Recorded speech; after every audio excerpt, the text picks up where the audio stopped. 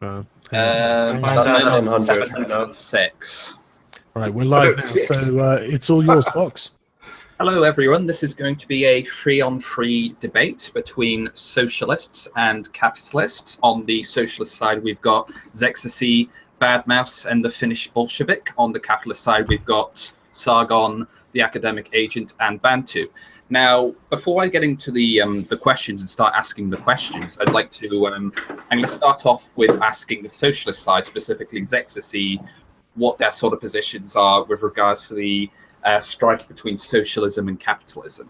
So, Zexacy, where do you currently stand on this issue? Right. So, yeah. Hey, guys. I'm Zexacy. I have a small Marxist YouTube channel, and I'm with my friends here today. And basically, in regards to capitalism, we're all communists. Bad Mouse is an anarchist, and then we got two Marxists.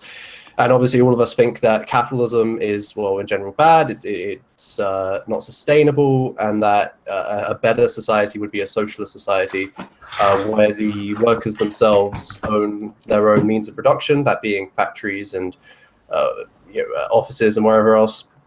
And we also advocate for the abolition of markets and commodity production as well, and production for profit. So, yeah, I mean, I think that's pretty much just the general overview of our. Is there anything you want to say specifically about yourself, or? Me specifically, I would just kind of refer to myself. Obviously, there's 50 different leftist ideologies. I refer to myself mainly just as a Marxist, standard Marxist, but Binbo and Bad Mouse are slightly different, so I'll let them explain their views. Okay, and Bad Mouse, what are your sort of personal views on this matter? Hi, so I'm more of a libertarian socialist. Came into this through, unlike Zexacy and Finn, I came through this into the anarchist sphere of things, so I came into a different way. And yeah, just generally, I'm opposed to capitalism. Those are my views. Okay, and the Finnish Bolshevik, what is your views? Hello. Yeah, I'm the Finnish Bolshevik. I make YouTube videos about communism. I'm a communist, Marxist-Leninist specifically. Yeah, I don't know what, Zexacy pretty much said most of it. We oppose capitalism. We are Marxists. Bad Mouse is more like a anarchist, but we oppose capitalism. We're socialists, communists, whatever. Okay, and I'm now going to ask the capitalist side. I'll start with Sargon, since this is his channel. What is your sort of introduction to this issue? Yeah, I'm a Marxist Sargonist.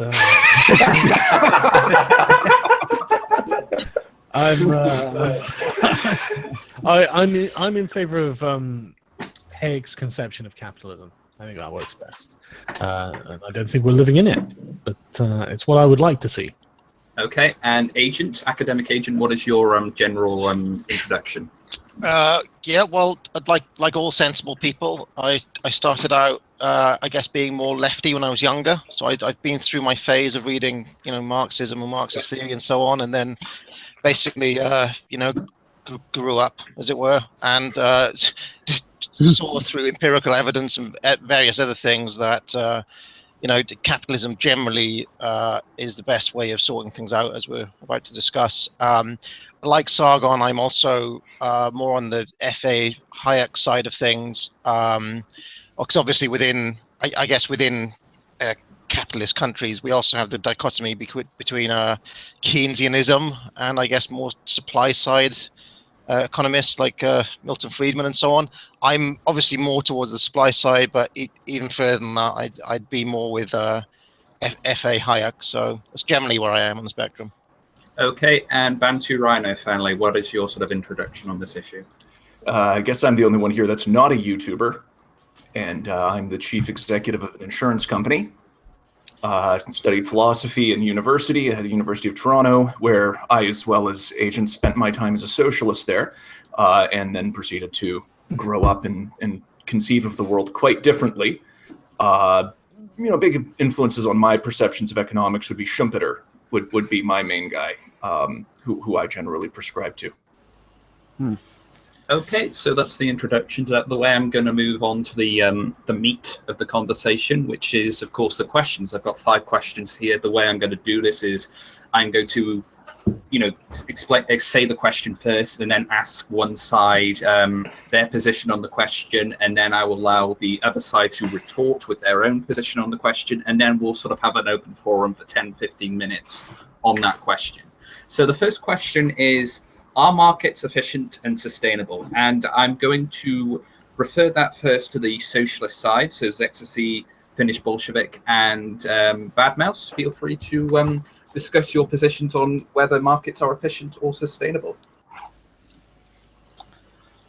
Right. Anyone in particular want to go first here? I've got some stuff I can say. I'll give it a go if you want. Yeah, go for it, man. All right. Okay. Well, markets basically are only set up. They need to have basically a large pool of labor in order to function correctly, basically. So, sorry, I can't think right now. I have to pass on to someone else. Oh, all right. Sorry. That's cool. That's cool. So like the way that Marxists deal with markets is that we don't really care kind of what type of market we is. We don't really care if it's a free market or if it's a regulated market. What we attack is the very core mechanisms that are inherent to markets themselves. And in fact, throughout the entirety of Das Kapital Volume 1, and I think Volume 2 as well, Marx basically assumed a completely free market. So we're very much dealing with the core mechanisms here. And the thing is, because obviously Marxism is very much more about attacking capitalism than it is talking about socialism. So there are really, really loads of kind of avenues to go down when we're talking about why we don't like markets.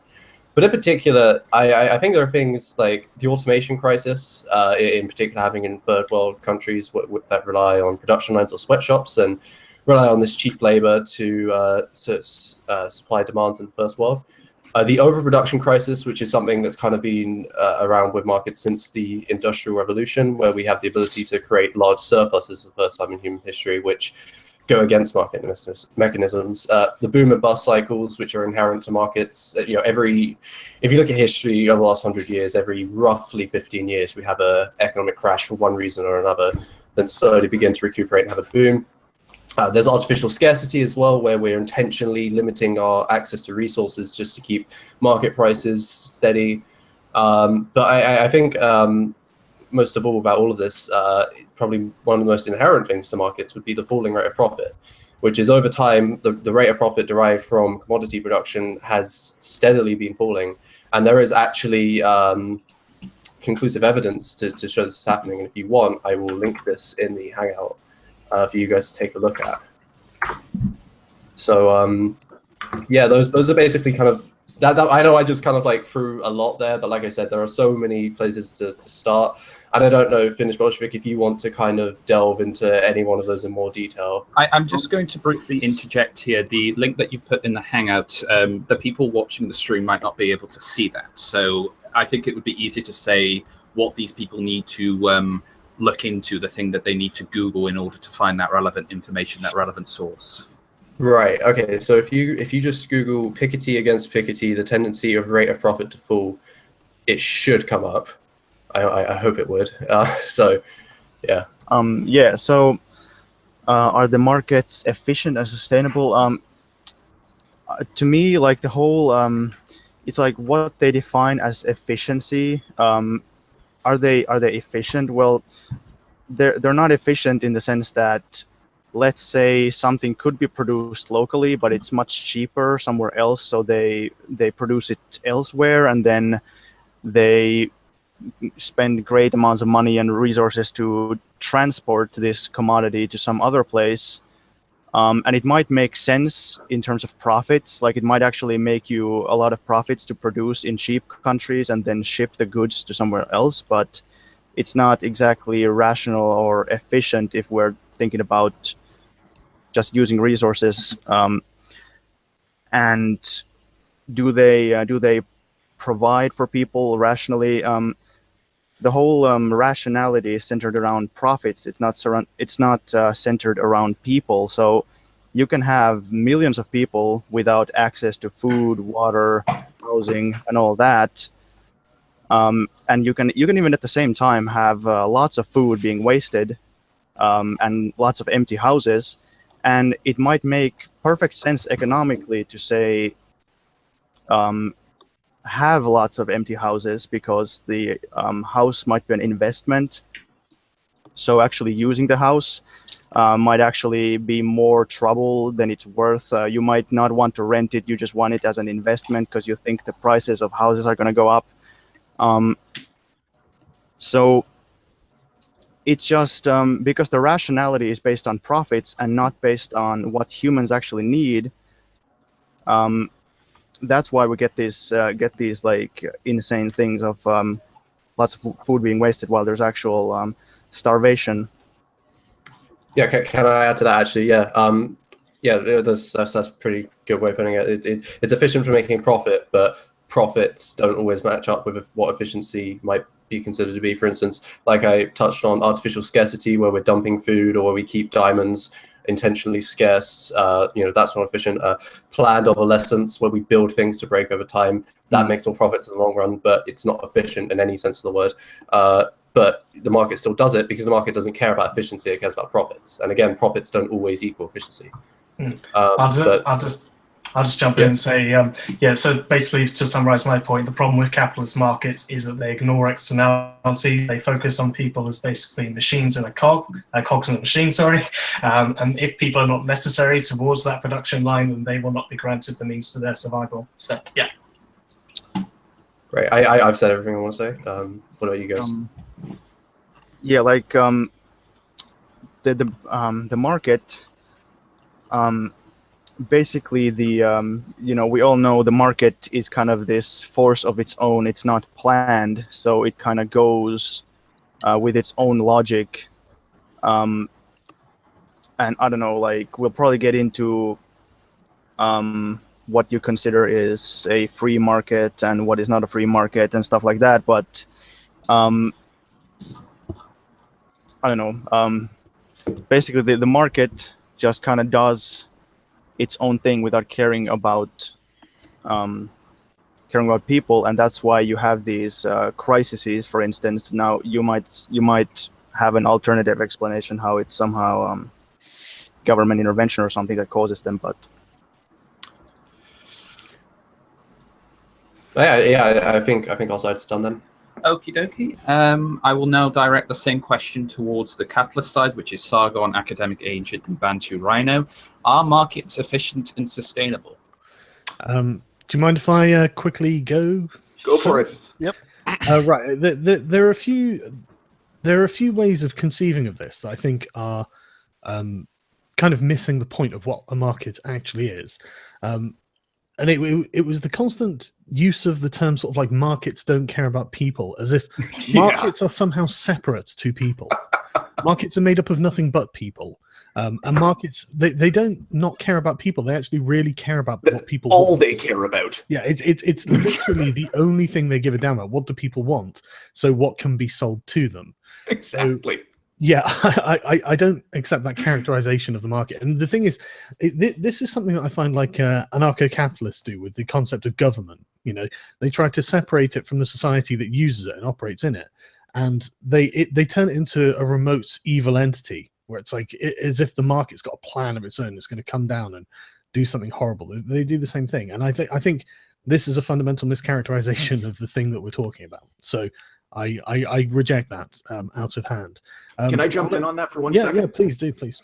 Yeah, I just want to say, I mean, like as a business operator and owner and an executive, I mean, to me, everything that matters is my clients. This is how I make money. I don't make money by making profits. I make money by attracting people to spend money at my business by providing them a product that they want.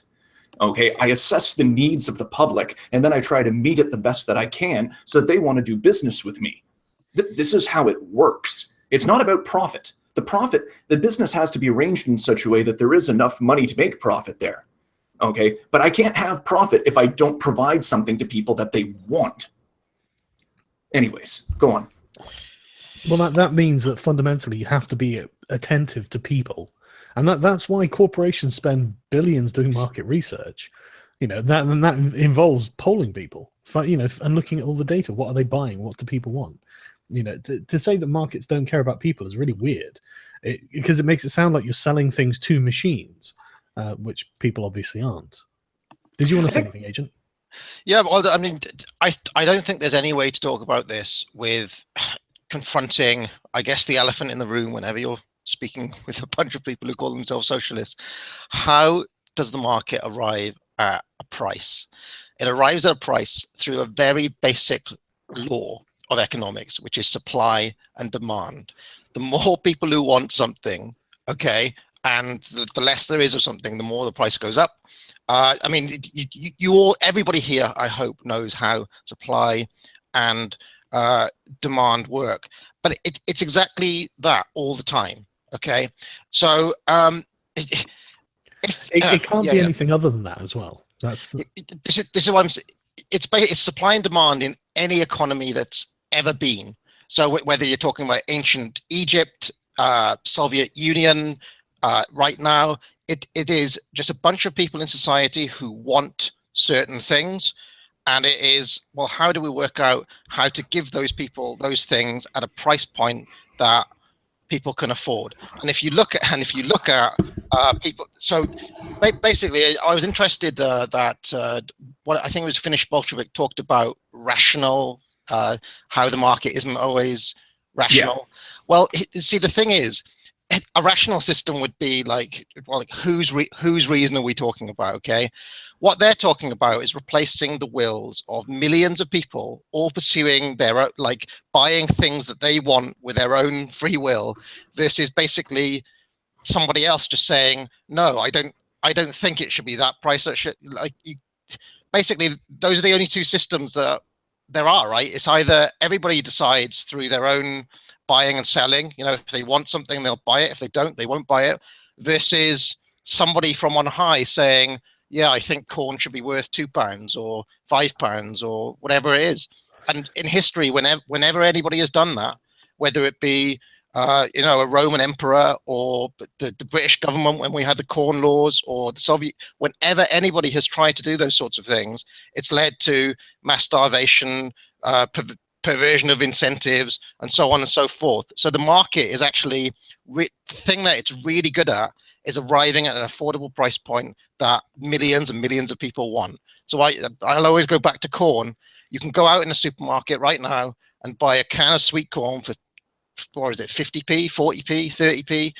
It'll be super duper cheap compared to what the price of corn was in any socialist country, and compared to what the price of corn was in any bloody monarchy, like back before we had free market capitalism. So yeah, do you want to come in, Bantu? Yeah, I'd like to jump in on a couple of points quickly. One thing that I don't want to mischaracterize their point, because I do think one of the things that they intend when they say the market doesn't care about people is they talk about the welfare of people. Okay. And, you know, they listed a series, because not just about, you know, who can get what they want, but generally the overall welfare of people, because the market does exclude people from participation. Okay. And we'd be foolish to claim that it doesn't. But the problem that I see with the way that the argument is presented is that they're presenting all of these problems with capitalism. But what they have to show isn't that capitalism has problems. Of course it does. No system is absolutely perfect and perfectly meets the needs of everyone. What they have to demonstrate is that socialism does it better. And time again, socialism has shown that it cannot. Okay, that it doesn't respond to the needs of people. That's an extremely fragile system. As with any top-down system cannot account for the chaos of the world. When we started our business, okay, I remember we spent a year doing our business plan. We thought we were airtight. And I remember when we first launched, we sat around in our boardroom after we had just sort of gotten off the ground, and I looked at all the other guys and I said to them, listen, let's do a little thought experiment, okay? It's a year from now and we're out of business. What happened? Okay, and literally no one could answer, because our business plan, as far as we concerned, was flawless. We had this all figured out. We knew what was up. Well, we almost went out of business half a dozen times from things that we didn't predict. You know, there's a lot of things you just don't know. There's crazy things that happen. And when you have a centrally planned economy that's based around this concept of we have a few people that have this structured plan that's going to work, no, it doesn't work. It just doesn't work. Okay, because anything can throw you sideways. That's a really interesting point, actually. The amount of hubris involved in believing that you have the power to control the entire economy of a nation, let alone, anywhere A else. business can fail like that. Imagine how complex a nation is. Exactly, and this is a point that Hayek made repeatedly, that it's so unbelievably complex, and you just don't know what's going to come next, that it's better to set rules and let people follow the rules than try and dictate to everyone what they must have at all times. And this is another really important point, I think, that is in favor of capitalism and is against any form that tries to deny the free market flourishing, is that the analysis is only ever going to be static at this moment in time. Okay, so right now we can understand the market as it stands right now, but that's always how it has been. Okay, so you go back to 1980 and try to predict like Facebook and like that we'd be having this bloody conversation on YouTube, and that would be owned by Google, and they would be one of the biggest companies in the world. Unthinkable. Like, you get all those leftist economists like back in the 70s saying, yeah, the world's going to be dominated by, Enron. Exactly. Enron aren't even in the bloody top 500 now. You know what I mean? Like, the conditions Schumpeter fell for that. The conditions change so dramatically, so rapidly. The calculus for what succeeds in the market can transform overnight. You can get game changers. You can get jobs that exist today that are gone tomorrow, and you can get jobs that you'd never have dreamed of. Like, who'd have thought that somebody like Sargon could make a living making YouTube videos, making fun of feminists? Like, even like, I don't do that anymore. I can't remember the last video I made about feminists. You know what I'm saying, though? Like, now I do it making fun of socialists. Could you have ever dreamed that like there would ever even be that would be a thing, and that could lead to somebody? So this is what I'm saying, is like socialism doesn't have the dynamism. Like, Lenin sitting there in his study in 1960 could never have planned that, and nobody could ever have sat down and planned that happening. It's just organic. It just happens.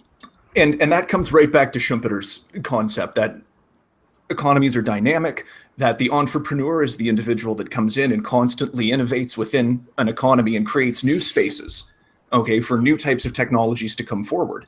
I mean, towards the end of his life, he was seeing the rise of the big manufacturers and whatnot, and the big corporations that were, sucking up all the capital, and he despaired. I mean, I believe towards the end, he thought that, that was the death of the entrepreneur. But then, of course, you had computers, okay, and new technology arose, and all of a sudden it created new spaces for brand new entrepreneurs to come forth, okay, and completely turned things on its head. So that's the thing, is that this march of technology, this march of creative destruction, where new technologies constantly advance markets, and the fact that markets in and of themselves for entrepreneurs are places for entrepreneurs are like bloodhounds for need. They're out there and they are looking for, who can I provide something to? Who can I provide something to? Constantly. And that's why they meet needs partially, is because if there's a need, someone in a free market can go and meet it, however rare it might be. So I'm going to interject address one last point. Yeah. The claim that the market is irrational and inefficient, I find very bizarre. The market is made up of billions of rational exchanges that happen all over the world, all day, every day. It's nothing but a rational entity.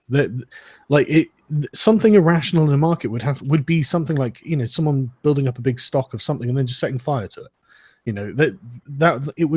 It doesn't make sense to call the market irrational, because it's made up of rational people doing rational things all day, every day. So I reject the idea that it's irrational either. And the idea of like the artificial scarcity, that's still a rational position. From the owners of diamond mines, they're creating artificial scarcity to increase the price of diamonds. It's a completely rational thing for them to do. And I would much prefer artificial scarcity of diamonds than unintentional scarcity of something like bread. Just one last thing, Fox. The rationality that Sargon is talking about is a really simple concept that somebody like a child of 3 figures this out. You want to buy things for the lowest price that you can, and you want to sell them for the highest that you can. I mean, it's nothing more than that. Nobody, when they're trying to sell something, is they're like, yeah, okay, I'll give it for you for half the price. No, you want to get the most that you can, and you also, by the same token, want to buy it for the least that you can. That is the pure reason that it is built on. So something to keep in mind as we go forward.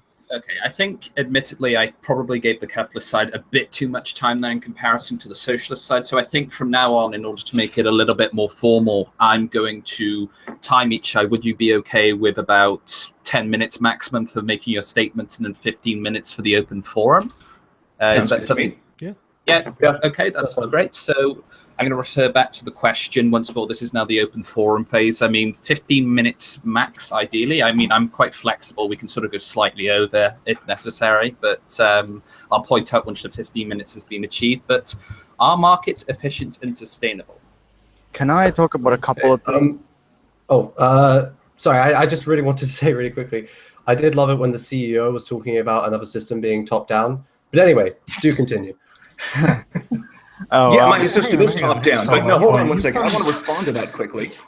Because that was really. I don't know, man. I mean, you guys have had quite a bit of time now. I think we should. Well, you're going to make a comment like that. There's some irony, but guess what? Companies die regularly. We have a limited life cycle. My company is not going to last forever. It is going to. Its life cycle will end shortly because it is top down, and we cannot infinitely adapt forever. So the point being, do you want a government that runs that way? Do you want a society that is automatic? I don't know. I already said I want the workers to own it. But anyway, Finball, if you would please make your point. They're always going to be there. All right. So Sargon, like you were talking about the like all the rationality and stuff, but like we already said that the artificial scarcity is rational in terms of making profits, but it's not rational for getting houses to people, because we know there's empty houses and there's also homeless people. We know this. Let's see. You talked about that's the problem. Like Sargon, we never said it wasn't rational. The problem is that it's in people's rational. We never said it was irrational. The problem is that it's in people's rational self-interest to act in these ways. We shouldn't have a system where it benefits someone to go and burn a bunch and dump a bunch of food to keep market prices low. That shouldn't be a thing that people do and then benefit from. But it actually doesn't benefit anyone to do that, because none of these people actually have a... No, hang on. Right, so farmers systematically dump their food in order to not saturate the market. This happens right now today. Can I come in on the housing point though? Because whenever anybody is said, everybody's got a right to affordable housing, and you say, I don't know, you bring in rent controls or something like that. All that you do in that scenario is that you massively drive up the demand for housing, so you still get a shortage. So, the famous example. We don't have a shortage. The famous. We have an oversupply. The famous. 18 million houses in America. There's about 3 million homeless people. The famous example was in Sweden, where they built houses at a record rate. It was like a world record of how, and they still had a shortage because they'd set the prices so low that demand always exceeded what the so. Yeah, but I don't care about building houses. We don't need to build any houses. If anything, we got to knock them down. We got too many. No houses need to be built here. We just need to bypass the market mechanisms to give people houses. You're conflating a public health issue with an economic issue. The vast majority of homeless people are suffering mental illness and things like that. There's a major issue there, and we do have to attend to it. You're not wrong. But your assumption is based on the fact that if these people had access to housing, they would take it. But they don't. They choose not to. There are still loads of people who would take access to housing. You're assuming that all of these people wouldn't take the housing if they couldn't. I didn't say that. You're right. These people exist. Wait, I'm just going to interject here. I know Sargon was trying to respond to Bantu there, so I'll let Sargon get his point. Yes. Again, I think that we've fallen into a trap of mischaracterization of the thing we're talking about. When you say homeless people, they're not just a homogenous group, and most homeless people aren't homeless forever. And so you say, well, there are say 3 million homeless in the US. Yeah, okay. But most of them will be temporarily homeless, and they shouldn't even be that. There's no reason for them to even be that. But anyway, why not? Okay. In regard, because we have houses. Why not? Why not? Because we have the houses for them. There's no. No, we don't have houses for them. No, hang on, stop. Then they aren't entitled to those houses. Well, all right. Why are the people who own loads of houses entitled to them? Because they've earned and paid for them fairly. By whose labour? By their own If we labour. go into this, we're going to get into the think whole so. surplus value extraction I- thing, and I that's a do. whole different topic. It's I my want to reply. Sorry. I want to reply to a couple other things that you guys said, and I think some of my other comrades want to do that as well. In particular, when you academic agent were talking about supply and demand and how that's all that determines price. That's just flat out wrong. Like this is one of the first points that Marx makes in one of his most basic works. And basically, fluctuations in the supply and demand around the equilibrium, they don't actually really mean anything on their own. Because what is a high increase in price from that? What's a low increase? It's all relative on its own without anything to reference to. So what equilibrium is that this references, and what helps us decide whether something is a large or small increase in the fluctuation is the cost of production to actually make this thing that's on the market. This is the staple around. Let me just Really, then how come Action Comics #1, which takes about 10 cents to make, is worth $3 million? I'm sorry? Action Comics #1, first appearance of Superman. It's worth about $3 million, hey. made about 10 cents. About 10 cents to produce it. How come it's not 10 cents? How come it's $3 million if the labor input, this is labor theory of value, come on. If the labor input is what determines the price, then how come it's $3 million? Labor input doesn't determine prices on the market, though. Like, that's what Stigsy just said. So if you guys want to make that, you guys want to work that out for that's yourselves. not what I said. Anyway, let him finish. The biggest question I'd have for this theory is that if that is true, then why do so many businesses go out of business? And what happens? I mean, okay, they're selling a product, but they're still making a loss. Okay, so what? Explain that to me. If I actually, Finbo, I guess you can respond to academification. I do just want to say in regards to this comic book, what you're actually talking about here is a fluctuation in supply and demand.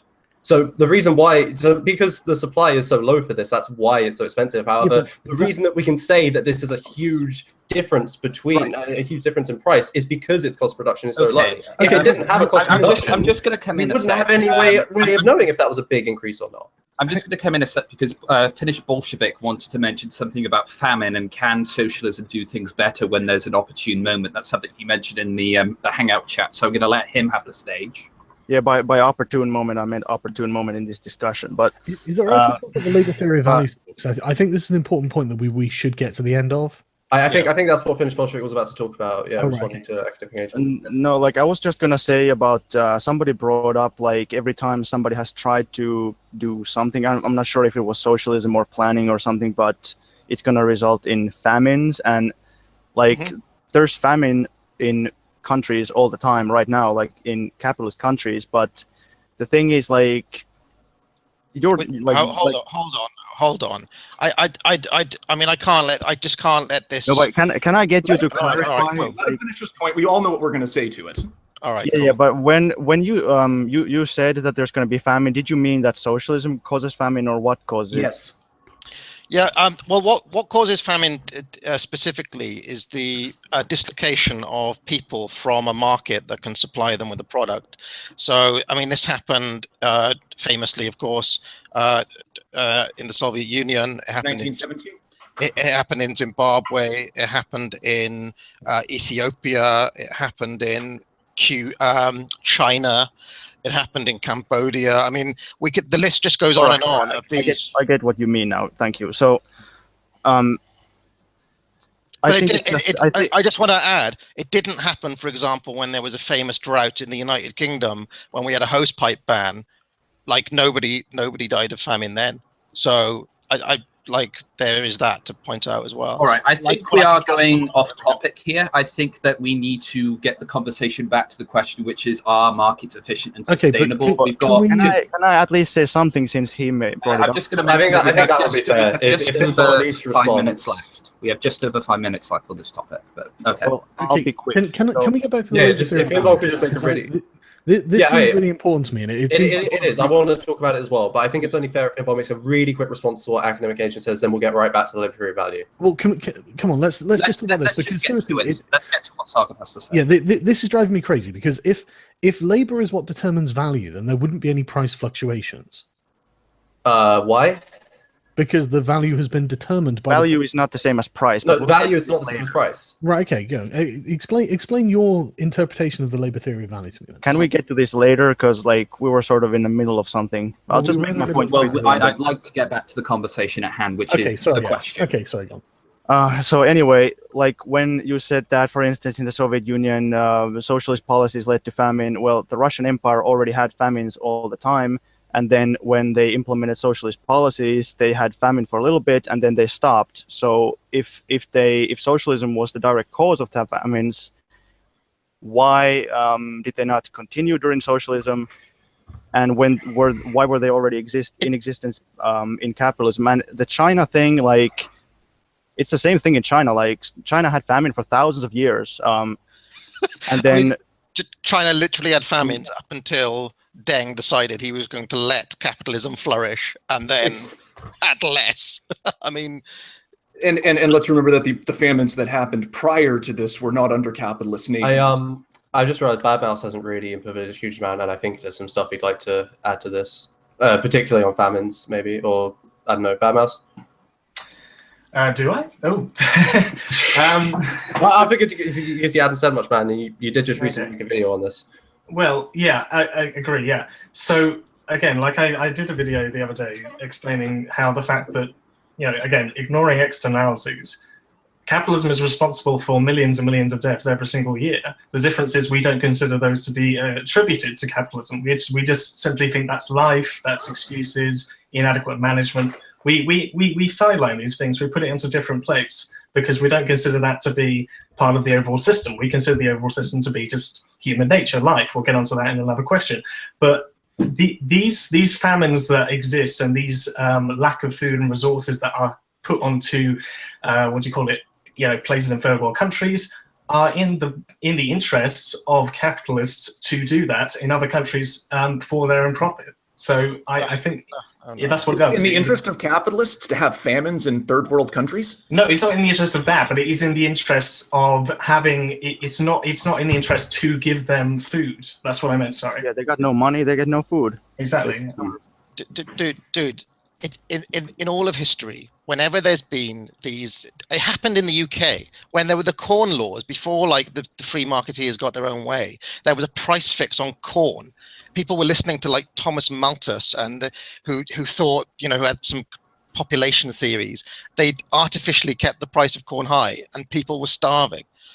So, I mean, it's not just it's whenever you get a system where you get a government who is artificially trying to mess with the natural flow of the supply and demand, whether by fixing prices, by fixing the cost of labor, it doesn't, wherever you mess around with it, but things will go wrong. And think about what you're saying, though. Like if you take a country, let's say it's a country full of peasants, and the peasants can't produce enough, and if there's some peasants who maybe can, but they rather don't produce as much to not saturate the market and whatnot. Like when the government says we will now produce lots of food, how will that lead to less food production? Like all these, I don't understand your argument. Like you just say that it's by magic it happens. Can I take a stab at this one, please? Yeah. Okay. So if you go back to right after the Bolshevik Revolution, Lenin comes in and he starts doing the requisitions. So as a result, you've got basically all these people who sit there and go, I have absolutely no incentive to produce more than I personally need. Okay, so that leads to an oppressive system automatically, because now you've got a system where you got to put a gun to their head and say, no, you have to produce more. Are you referring to war communism? Then let me. I don't think you understood the conditions at the time, dude. They literally had to get the army to partake in labor. Like Russia were completely fucked at that point, and it doesn't matter. Yeah, no, I'm aware. If you want to deny that the requisition, you're going to have to put guns ahead. Hang on, guys. Don't interrupt one another. Let Bantu finish his point. If you're going to deny that the requisitions disincentivize the production of food, then I don't know what to say to you. But the point that's being made about the famines here is that they're structurally necessitated by socialism. Whereas in capitalist nations where you have a famine, it's generally as the result of some outside factor that came in. So potato blight, for example, you've had something like that. You just made that point. Hang on, just hang on, really responsible. hang on, Private everybody. property. Hang on. I think we've gone back to the famine question again, which is going off topic once more. We need to go back to the question, which is, Yeah, are we markets can move on efficient from or that. sustainable? Yeah, I'd love to. So in socialism, war and whatever plant diseases, they're not, they don't happen. But in capitalism, those are the only things that cause famine. Wait, say that one more time. Sorry, could you repeat yourself, please? Like, people always say that the Chinese famine was caused by massive drought, and that the Soviet 30s famine, like, one thing that contributed was drought and like grain rust. So you just made my argument for me. No, I didn't. Just because something happens one way one time doesn't mean that there's not other ways that it happens. Okay, so just because socialist nations. So going back to the market efficiency question, I feel like you guys, you spoke about a weird version of the economic calculation problem at one point, but overall, I don't really think you guys addressed some of the points I brought up about, the crises of overproduction, for instance, the automation crisis, the falling rate of profit in particular. I'd very much like to hear what you guys have to think about that, because inevitably markets just aren't going to be able to extract profits anymore. They're not sustainable, and that's part of the question: are markets sustainable? And they're just not, because the rate of profit is continually falling, and there's nothing we can do about it. All right. I'm just going to mention that the time is now up. So if there's any sort of closing statements that people have to stay on this topic, speak now. So I'll let you finish your points, XC, and I'll allow everyone else to add anything if necessary. Well, you can consider that my closing statement, then I'll just finish it off now.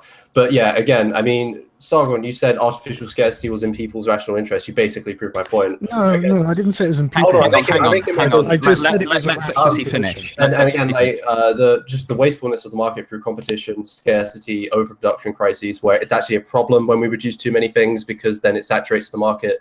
It's one of the factors that led to the 1929 crash. And it's not the only factor. I know there's some stuff going on with banks as well, but it is one of the factors. And we always see under capitalism this boom and bust cycle, and there may be different reasons every time, but at the end of the day, it's the markets existing in the first place that allow these things to happen at all. If we do away with markets, the very concept of economic crash just won't exist anymore. We don't have to worry about having some prosperity in some years and then not prosperity in other years. We can just bypass all of this cycle, which is what we have to. And again, I feel like you guys just didn't win. Wait, no, hang on. Don't interrupt him. Let him finish, and then you can make your closing statement. I just feel like you guys just didn't really grapple with those core points I brought up about the mechanisms of the market. This is why I wanted you to... Hang on, let him finish, and then I'm finished. This is why I wanted you to make the distinction, but I guess we can talk about it later, because we'll talk about it later. We'll talk about it later on in the debate, because there's a more relevant question we can go on to. I think we've said enough on this. Okay, is there anything else anyone wants to add to this question? I'd just like to respond just quickly to Brian on that point about capital. No, it's only in the interests of a capitalist, is what I'm saying, when they are profitable to them. So if you can work, if you can do that sort of stuff, then in the lines of the economy, you are profitable. And if you're not, then frankly, the market just says, fuck you. That's a bit okay. Anyone else have any final statements? I would like to make a statement. So about the markets caring / not caring, like you talked about how all markets care about is people and people's needs, but not really. They care about if they can make money off of that. So like, you look for people, you look, does this person have money? Is there something I can sell to them? If they don't have money, they don't get a house, they don't get food, they don't get healthcare. And there's an individual capitalist who might think, oh, I want to sell this guy a good product or a good service. But when we're talking about the market, we're talking about this big system. It's outside of this one capitalist's profit, making scheme. Mm-hmm. So like, you can be a really nice guy and you can really want to help people, but it's not really about that. All right, Agent and Bantu, do you have anything to add before we move on? Yeah, because I think we're mixing messages here a little bit, because I don't think that any of the three of us on the capitalist side are against mixed economies. Okay, are any of us? No, I'm fine. No, exactly. So none of us are against things like social safety nets and whatnot to look after the more vulnerable. What we're stating is that that's a more efficient way of doing it than using a top-down thing that's supposed to serve everyone equally and create this artificial equality. Okay, that if someone can't participate in the market, fine, they can't participate in the market because they can't. Okay, so we create social safety nets to bring them up to a level of sustenance and subsistence, hopefully better than that if we can possibly, and we do the best job that we can to do it. Okay, and I think that that's a point that's being missed here, is that we're not just casting these people off into the wind and saying, you know, hardcore anarcho-capitalism, like, oh my God, no. Okay, Agent, is there anything you want to add before I move on? Only that it's basic reality that markets will come and go. So I don't see how that's a problem. I don't see how it's a problem that prices tend towards coming down. So a TV in 2017 is cheaper than a TV in 1950. Profits, not prices. But prices come down too. Nobody the real but, prices have come down over time. I'm not talking about prices. Sorry. But real price, well, even if I mean, okay, so my point is, it's just irrelevant. Don't interrupt it. And the other thing is that the idea that getting rid of markets can change the underlying reality just misses the fact that markets are only a reflection of the underlying, like a price point. But prices are literally just a reflection of the underlying reality of supply and demand in the first place. It's literally just a symbol of what the so I don't really understand this idea that if you get rid of the markets, suddenly all these issues will go away. You'll just be faced with exactly the same problems, only without the kind of spontaneous will of millions of people to help you decide where to allocate them. But supply and demand exists in a market, though. Supply and demand doesn't exist. All right, but I'm just going to sort of move on now. I'm going to move on since we've covered that question in great detail. So I'll admit that something I've been trying to enforce more as the conversation is going forward is that people are sort of interrupting each other. People are sort of talking over one another, not letting someone finish a point. So I will sort of be cutting in when I notice that. And, I've just been giving warnings at the moment, but if people persist doing that, I'll temporarily, mute. But we'll move on to the second question. I'll give you, are you happy with 10 minutes or 5 minutes to answer the question each? What question is this one again? All right, 10 minutes. I feel like for this one we could get away with 5, but if they want 10, that's fine. Do 10, and if we don't need to go any longer. Yeah, 10 minutes maximum, but if you've got enough time. But the second question, I'm going to start by asking this to the capitalist side here. Is human society the organic culmination of lived experience or rationally planned by its elites? You have 10 minutes. Go. Do you want me to start? Do you want me to start with this question? Go right ahead. So, I mean, there is this view that society as we know it now is kind of generations of people's experience, and we've come to this point having learned like this is the kind of the best way to do it. We have laws against kind of stealing and killing people because people have found that a society in which you can kill and steal from each other is a bad thing, and this is where you come to the point versus this idea that society is this top-down rationally planned entity where the elites have control and I kind of weirdly have kind of malign intentions behind everything, and I feel that more, I guess, conspiratorial way of seeing the world as being controlled by a set of people with specific interests, the rational interests, is something that plays to I guess the socialist mindset, which is why they think that all that needs to happen is they need to replace our elites, which is like you, a CEO or whatever, with their elites because they know how to do it better. That's basically the only way I can make sense of socialism. So I'll hand it over to you. Okay. I think it's self-evident that society is the organic culmination of lived experiences by anyone. And another thing that people like, there isn't just this elite class that is permanently at the top of society and stays there forever. This is constantly changing. And this can be seen in the meme that the socialists use, the porky capitalist meme. Who does that represent? What is it? Mark Zuckerberg? Elon Musk? Who are the wealthy industrialists with the top hats? And because as far as I can tell, they're all very, very left-wing people. who seem to be, very concerned with social issues and progress, and these people have all come up during the age of the internet. It's just outmoded, and like you said, it's kind of conspiratorial to suggest that there's a shady group of elites that are planning society. And the thing is, we even in the 80s, I think it was 1987, there was a journalist who managed to sneak into the Bilderberg group meetings, and you think, oh god, that's like an actual conspiracy that's happening. And he was really disappointed, and he wrote an article about it in which he said, look, it's actually worse than you think. It's not that these people are controlling society, it's that society is a plane that's got no pilot.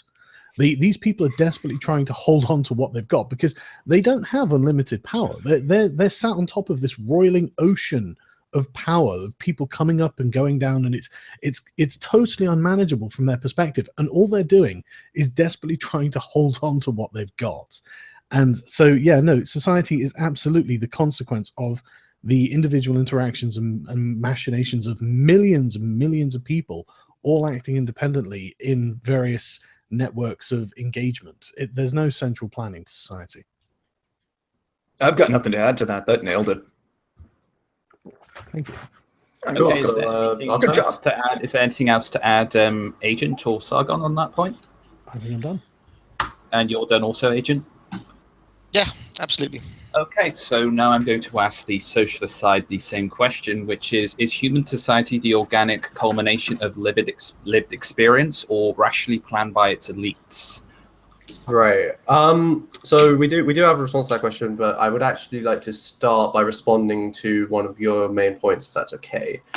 So this very question of some kind of conspiracy. Now, one of the great things I do love about Marxism, one of the reasons I find it so appealing, is because actually it functions without having to rely on any conspiracies at all. It literally just makes observations about how the current system works. Because the thing is, for instance, when we talk about a bourgeois democracy, we don't mean that there's some secret sect of elite capitalists that are going to come in and completely overturn the election if it goes away they don't like. No.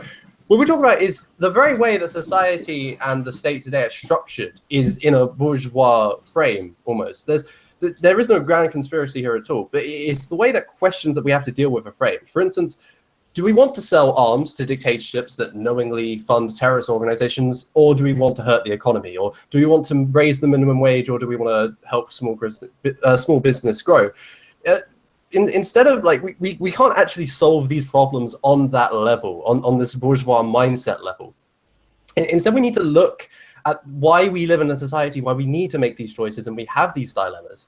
And that reason is because we live in a class society where these classes have diametrically opposed economic interests. And this, as all class societies have done, will cause struggle to form and give rise to these problems. And it's, again, there is no conspiracy about the rich people controlling everything themselves. In fact, another great Marxist critique of capitalism is that the bourgeois often don't have control of the economy. The bourgeois are slaves to market forces. That's one of the problems. The whole society is slave to market forces. We want to change that. We want the economics to be a slave to us. Instead, it's the other way around today. But sorry, I just really had to deal with the conspiracy thing because that triggered me a little. But yeah, Marxism, it really doesn't deal in conspiracies. It deals in concrete observations that everyone can see is happening today. And while you may not agree with the conclusions, again, the observations that we start from are very much everyone can agree with.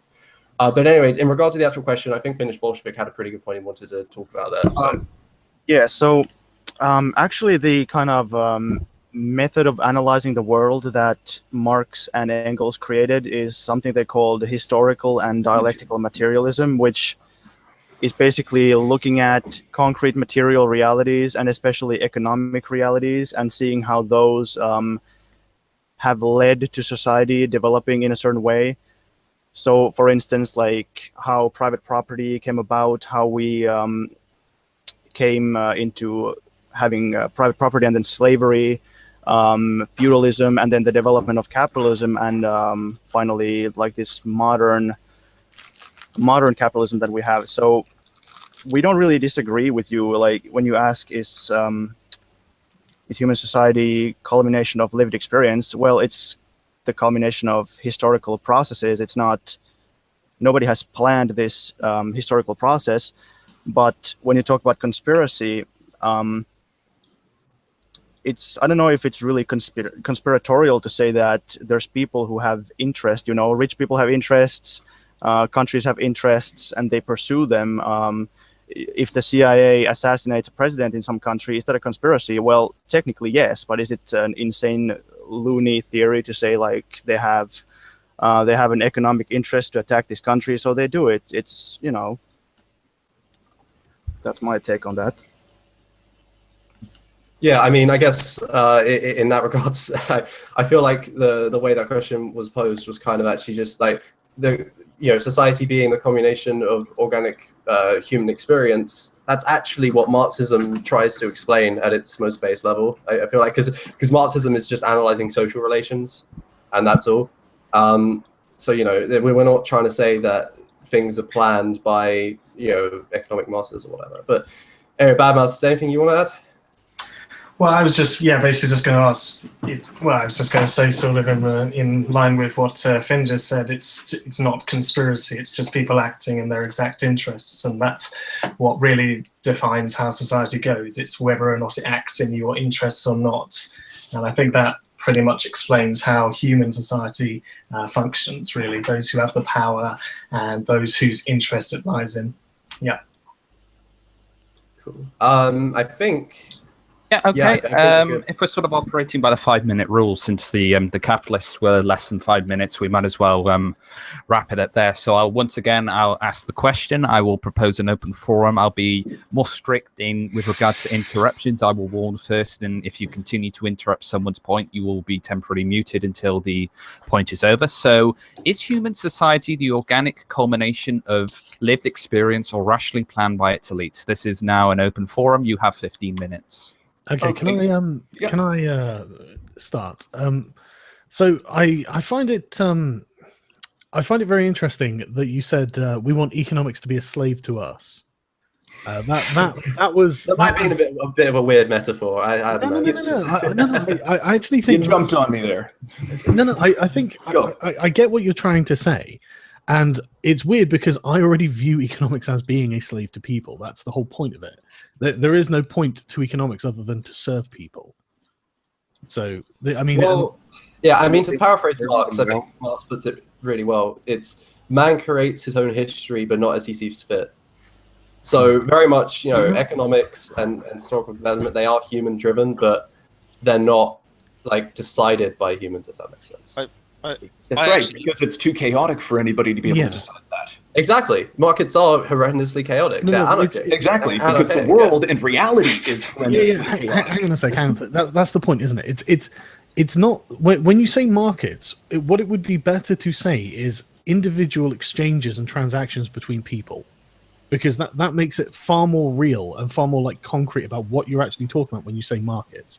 Right. And when you think about the number of people and the number of transactions that happen per day between all of these people, do you really think you're capable of controlling that? I think you're right. This is just, I feel like this is just, again, I think you guys touched on this last time. It's the economic calculation problem, isn't it? That's what you're kind of getting at here, right? Well, yeah, it's an irreducibly complex system. Yeah, all right. So economic calculation. So I don't really know where to begin because there are lots of things, but I guess a good place would be, there's a beautiful PDF that I have again here, which actually explains how you can simulate and run an economy. Okay, but we're in the middle of the debate, so you're going to have to explain it very quickly. Yeah, I'm doing that now. It basically explains how you can simulate and run an economy and calculate things on a Dell computer, let alone the computers that we could actually establish now. I see that eyebrow raise, Sargon. I know you're I'm also going to interject here. This is something. Hang on. This is something I raised to you earlier with regards to the sources that you're putting in the Google Hangout chat. The people watching this stream and the ones in retrospect won't be able to see that. So I will. Yeah. Okay. So the title is economic planning hypercomputational? The argument from Cantor I can't say that word. Diagonal. Fuck. Sorry, I can't. But you'll find it if you Google it. It's fine. Diagonalization. Yes, yeah, that's it. What's your point that you're making? Sorry. So basically, we can quite easily calculate these things, but furthermore, though, economic planning and central planning, that isn't even what socialism is. That's just the temporary transition phase between capitalism and socialism. Socialism, at risk of talking way too much here, I could just quote Marx to kind of explain how he puts it beautifully, that essentially when you analyze the shifts between modes of productions in humanity without any kind of actual proper human planning or proper actual thinking about it, the distribution of goods in society essentially sorts itself out. And it's done that before capitalism, even when we're reducing for use instead of exchange like we are now, and it will do it after capitalism when we transition to socialism. Seems because like an argument against controlling the economy, to be honest. Can I make a point? The thing is that controlling the economy isn't socialism. It's the transition from capitalism. Yeah, but it's a necessary step on the road towards socialism, so it is a fundamental part of socialism. Can I even make if eventually it becomes abandoned, you can't separate that from socialism. Yeah. All right, well, I know Bolshevik wanted to make a point there. Yeah. So, Sargon, when you say that these things cannot be societies, or I mean, I think you all pretty much said it, that society is too chaotic, you can't control these things. Like, I think you're making it this kind of weird boogeyman out of this. How, like, you say it's just so complex, we can't possibly, it's beyond our comprehension. But I mean, not really. Like, there's all kinds of regulation and laws all the time. Like, you're basically saying that it's so complex that you shouldn't plan anything, or you shouldn't regulate anything, or like, of course not. Okay. Wait, can I come in here a second? Oh, yeah, that's fine. First of all, this idea that you can have a computer predict what the economy is going to do is bonkers. Like, well, the maths is there. The idea that a Dell computer could figure out that there would be a booming World of Warcraft market in 10 years is insane. Can you listen to what you're saying? That's not really what it. That's Can not. I just respond to that point? No, let Agent finish. Okay, after he's done. Yeah. So after that, Badmouse. So that was the first thing. The second thing was about this thing about things being chaotic and very difficult to control. I mean, the best explanation I've ever seen, you guys must have all seen it, is the pencil. Like the thousands of people it took to make just the simple pencil, all of the many processes, all of the people following their own interests. Imagine trying to design all of that from the ground up and then calculating exactly how much. It's very, very difficult to do all of those things. I mean, they made pencils. Yeah, but, to be honest. But that point you just brought up is what I'm referring to with calculating. I've just muted the ecstasy. I need to explain this though. Yes, they were able to do it in the Soviet Union because it had already been done, so they could copy it. They invented plenty of new things too, though. Hold on a second. Every single society from that time, from that kind of wave of socialism, they all basically got frozen in the 1950s. When the Berlin Wall came down, why was East Germany basically like a time warp back to literally the end of the Second World War? And why was West Germany, a modern country? Not really. I mean, you could ask, like, even now. Hang on, Agent. I think you are sort of rambling a little bit. I think you've made your point. All right. Yeah, you've made your point. So I'll let Badmouse retort to that. Zexacy, you can also unmute yourself. Thank you. I did just want to sort of talk in regards to that pencil thing you brought up. It actually is a perfect example of how capitalism in itself cannot be ethical. Because in order to have all of those markets operating like that, okay, you are going to actually need in yourself a grand benevolent dictator to figure out how that is all going to work around. Okay, because you've got all these industries working in different ways in different parts of the world, okay, using different types of methods to accumulate their goals, okay, and for that matter, I cannot see in that reason why capitalism can be ethical, because you cannot moderate exactly how that's going to happen. And just quickly, I also just want to say in regards to how you can predict the future, I ask a question, why is it that under capitalism, billions and billions of people are being kept out of the ability to innovate in the first place? Because that's basically what you have with a large underclass of people working for bosses. Okay, can I take this? I just want to say one sentence before we get off topic too much. It's literally let's Sargon first. Let's Sargon go. Okay. I am not going to accept what a communist considers to be ethical, because your ethical framework changes on your ideology. So when you say you don't consider it ethical, that's actually a non-argument, and I just don't care about your opinion on what you think is ethical. So I don't think we should go down that road at all. Okay, Bantu, I know you want to say something as well, and then I'll refer back to Zexacy. Okay, I just want to grab a couple of points here. Sort of lost my train of thought there for a second because Sargon went away. I didn't think he was going. Yeah, so I'm sorry. My first love is moralizing, and no, we're not. We're not talking No morals and worries. ethics with communists. Breed Sturner. Ethics of spooks. One thing that I wanted to bring up that I thought was interesting that was mentioned earlier was how the interests of the bourgeois and the proletariat are in conflict. Okay, and I think that that's a point that gets greatly exaggerated. Okay, I think that often the time they're absolutely in cooperation with each other. Okay, and this does play into the point now. I remember what I was going to say. This actually all fits together. So, let me ask you guys for a second here. Okay, why do you think that the interests of my employees are different than my own? Because they have an interest of getting as much money out of their labor as possible, and you have an interest of keeping it for yourself to accumulate profit and capital. Yeah, and you're absolutely wrong. Okay, because you're not actually understanding my interests at all. My interests are to retain the best employees that I possibly can. Okay, so that I can grow my business as effectively as possible.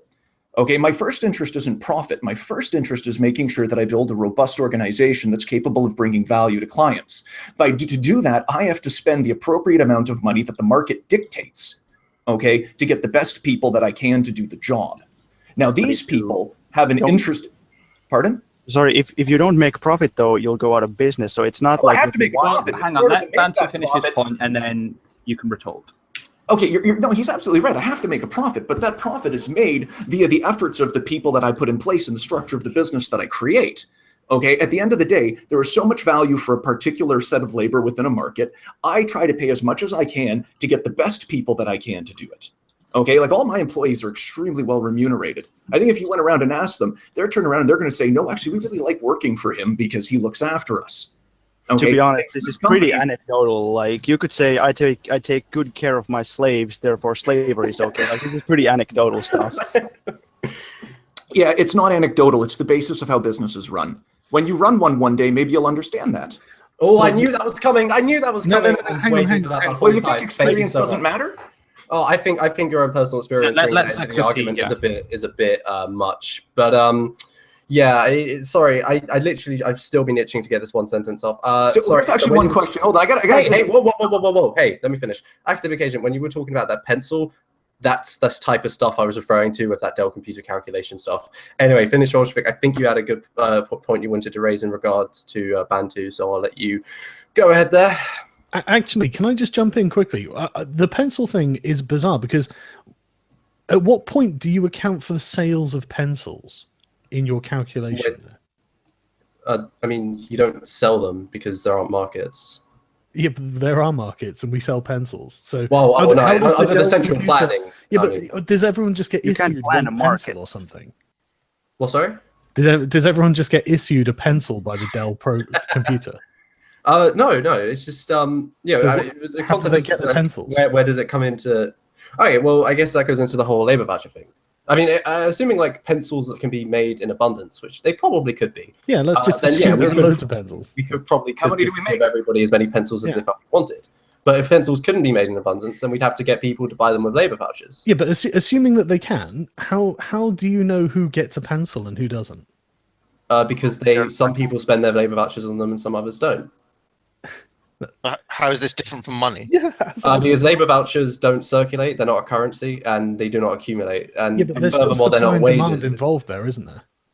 How's there supply and demand? Yeah, to some degree, but it's not a market.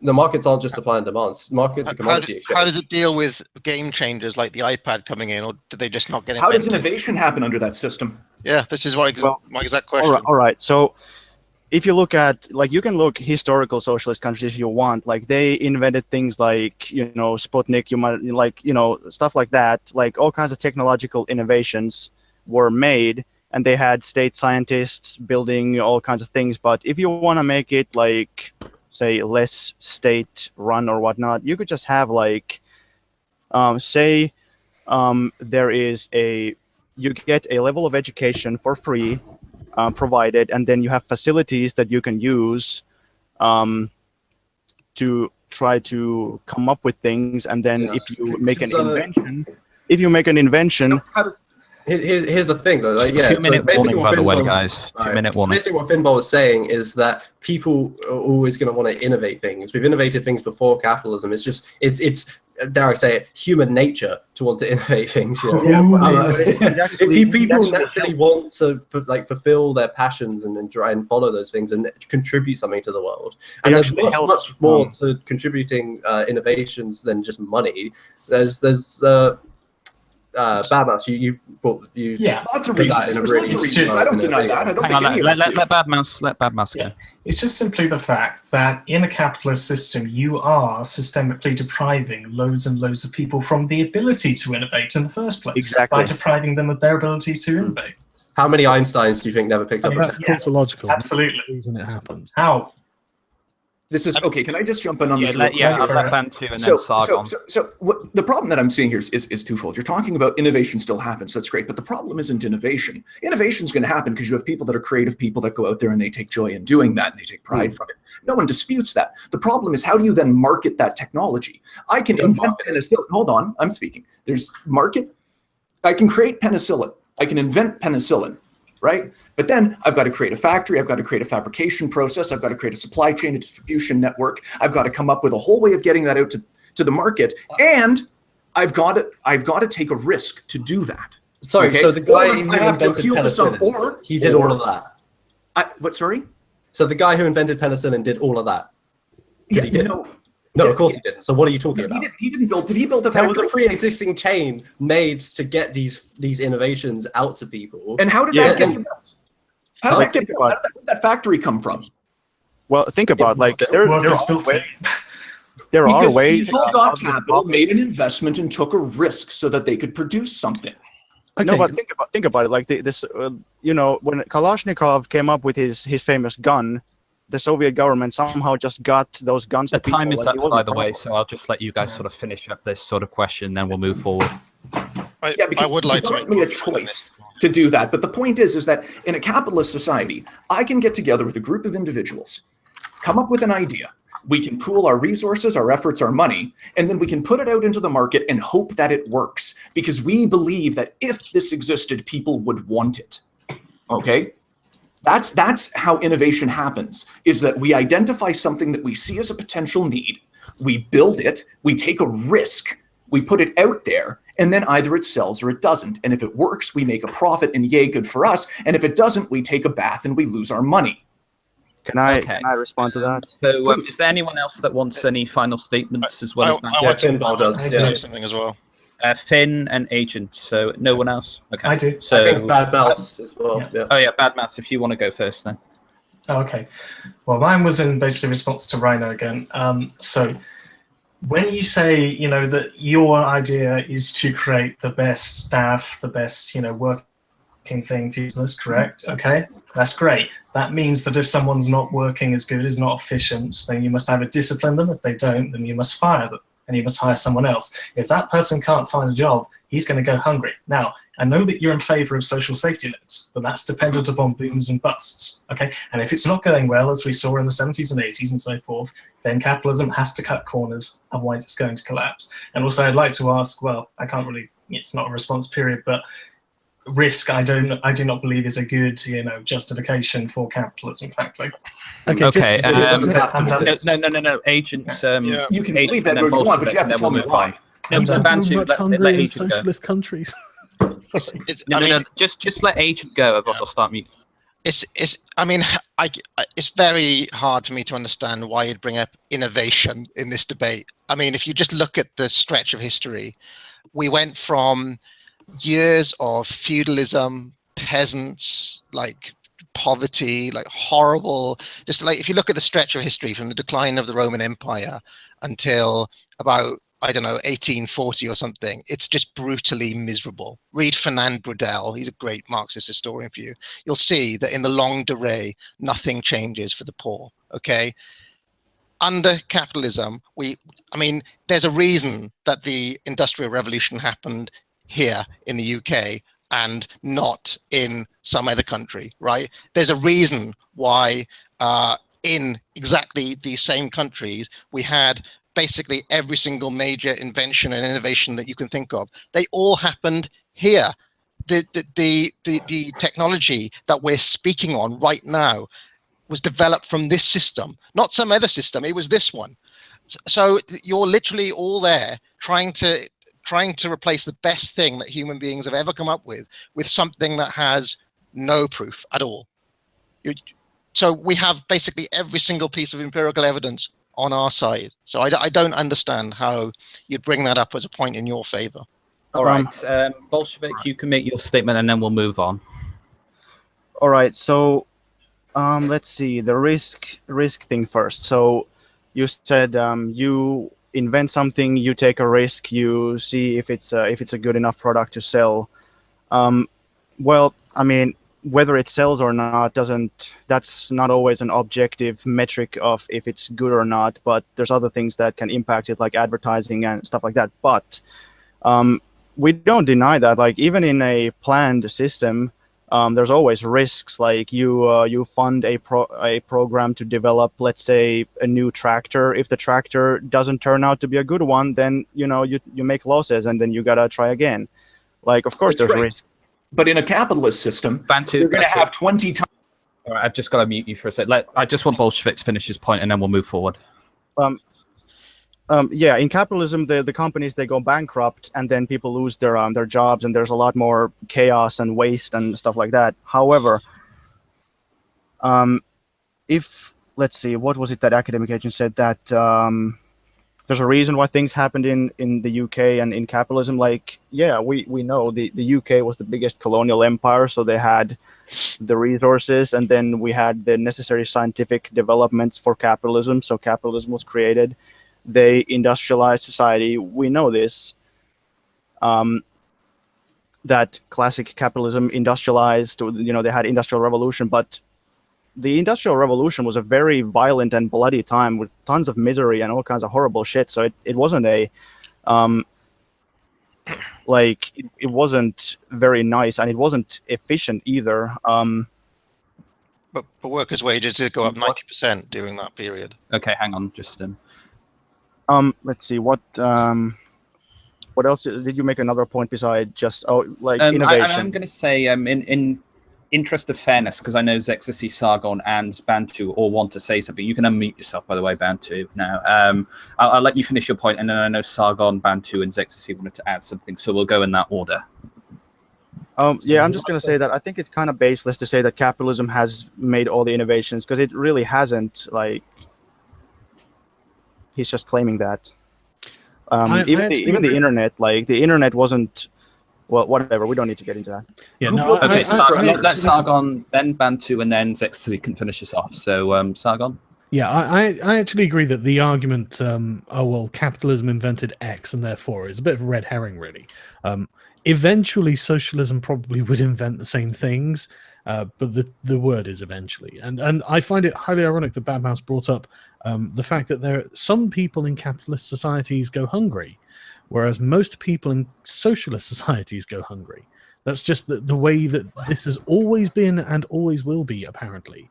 And so I find that a very ironic thing to bring up. All right, Bantu.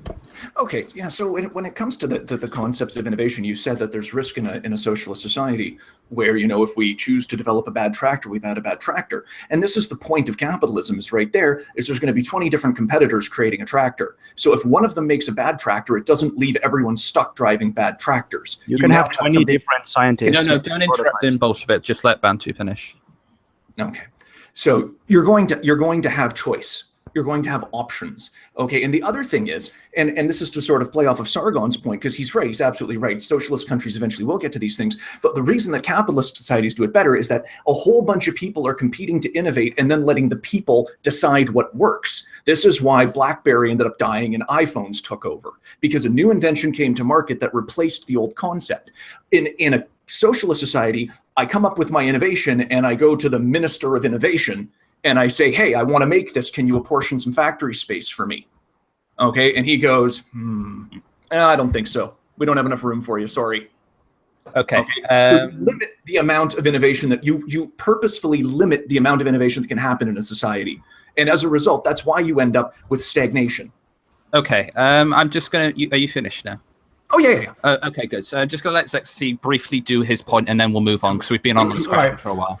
Cool. Just before, really quickly, as we're about halfway through the questions and stuff, would it be okay if after we do this question, we take about a 5-minute break, just like refill water, like, you know, whatever else? Yeah, Because that sounds good. Brilliant. Yeah, Okay, great. well, So, I will go through with my with my thing then. So Sargon, in regards to you know, socialists starving and stuff, the reason, I mean, you know, if we just assume, I won't get into for the moment were they or were they not socialist. All I'll say is that had they had the ability to feed these people, they would have. The thing is, under capitalism, is that we do have the ability to feed everybody several times over, and we don't. So that's probably one of our, you know, biggest complaints with it there. So we say, if we're living in such a society where we can feed everybody, we can house everybody, but we don't, and surely we need to look at what the fuck is going on with our society. Yeah, but we okay, no, Sargon. No. I did say that no more interjections now. Industrialization and wages. Yeah, wages went up. Living standards went up, of course. But of course, wages on their own aren't a great indicator, because wages for production workers in China have gone up, but now they're also killing themselves because of their mind-numbing work. So that's not the only thing you can base it off of. And in regards to industrialization, yeah, Marxists are totally aware that capitalism industrializes things. It's part of that dialectical materialism where, like, you go from feudalism, capitalism industrializes things, creates the base for socialism, and that's when socialism comes about. In fact, that's one of the reasons Russia had so many problems, because it didn't have that industrial base that socialism needs. But anyway, and then lastly, this whole competition thing. The way I see it, competition is, and I think you kind of made my point when you say, oh, well, we'll create 20 tractors each. Competition is really just throwing shit at the wall and seeing what sticks. Instead, what planning is just, you know, getting together and cooperating to figure out what works and then improving it from there. Instead of having 20 different innovators working on tractors, how about we get 20 different innovators to work on the same tractor and cooperate together and have a much more direct, direct response to improve it as time goes on. Okay. Mechanisms in between. Really like to but anyway, on that is yeah, I'm done. I would like to move on here. So I am going to ask the third question. I'm going to start with the socialists. I'm going to be briefly AFK once I've asked this question. Are we taking that? Are we taking that 5-minute break? Yeah, should we take the time to get a drink and whatnot first? Yeah, shall we now? Okay. Yeah, I'd like to go out. Yeah. 27 yes, then we'll come back. Brilliant. Okay, cool. 5. I'll see you guys in a sec. Yeah. Okay. Oh, man. This has been fun so far.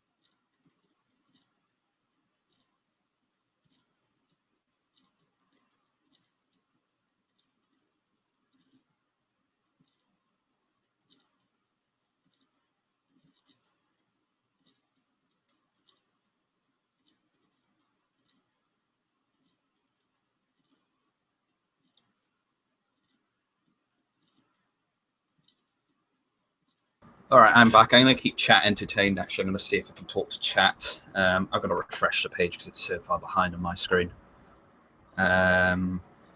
Corner break. Rome or Carthage? Rome. Rome till the day I die. You know, while we're on the break, can I just say something quickly? Yeah, go for it.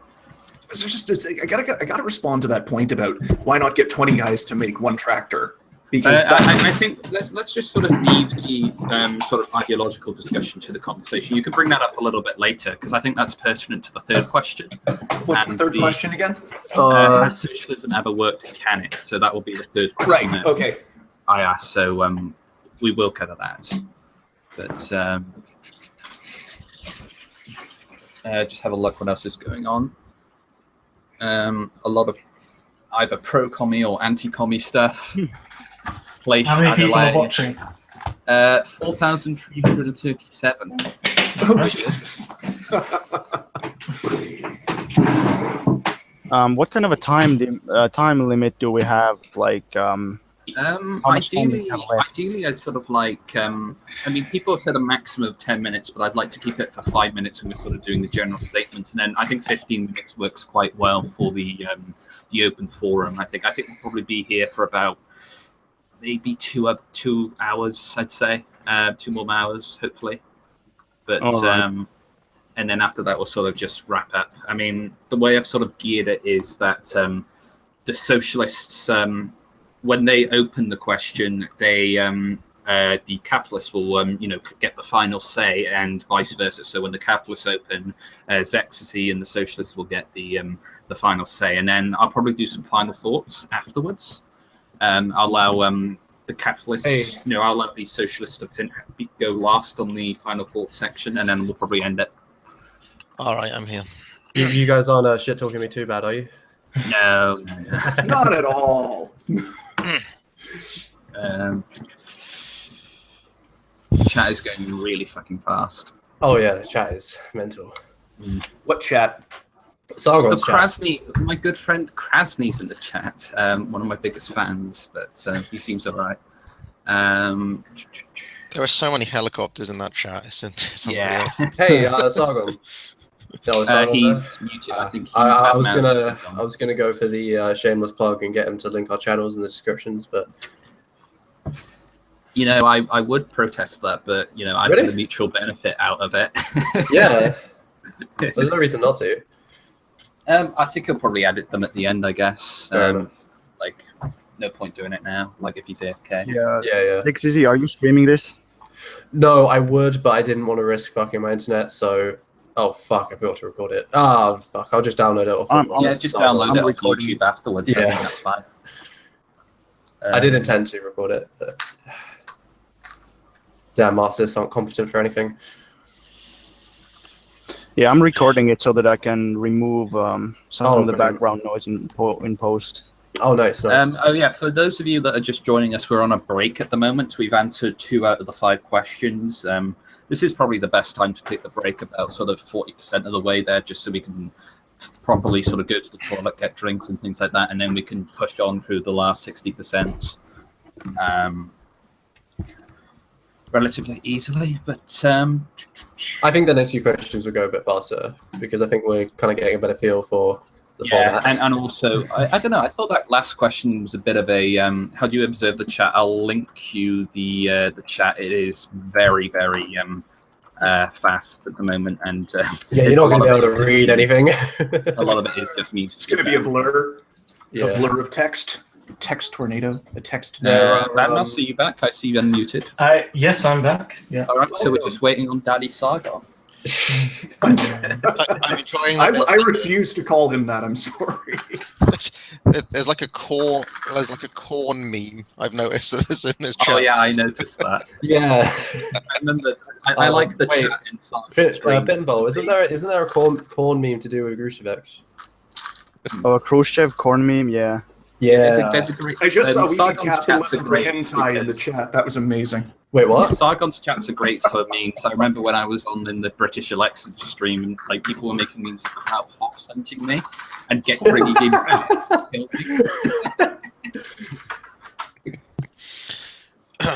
Wow. Something, isn't it? Full communism.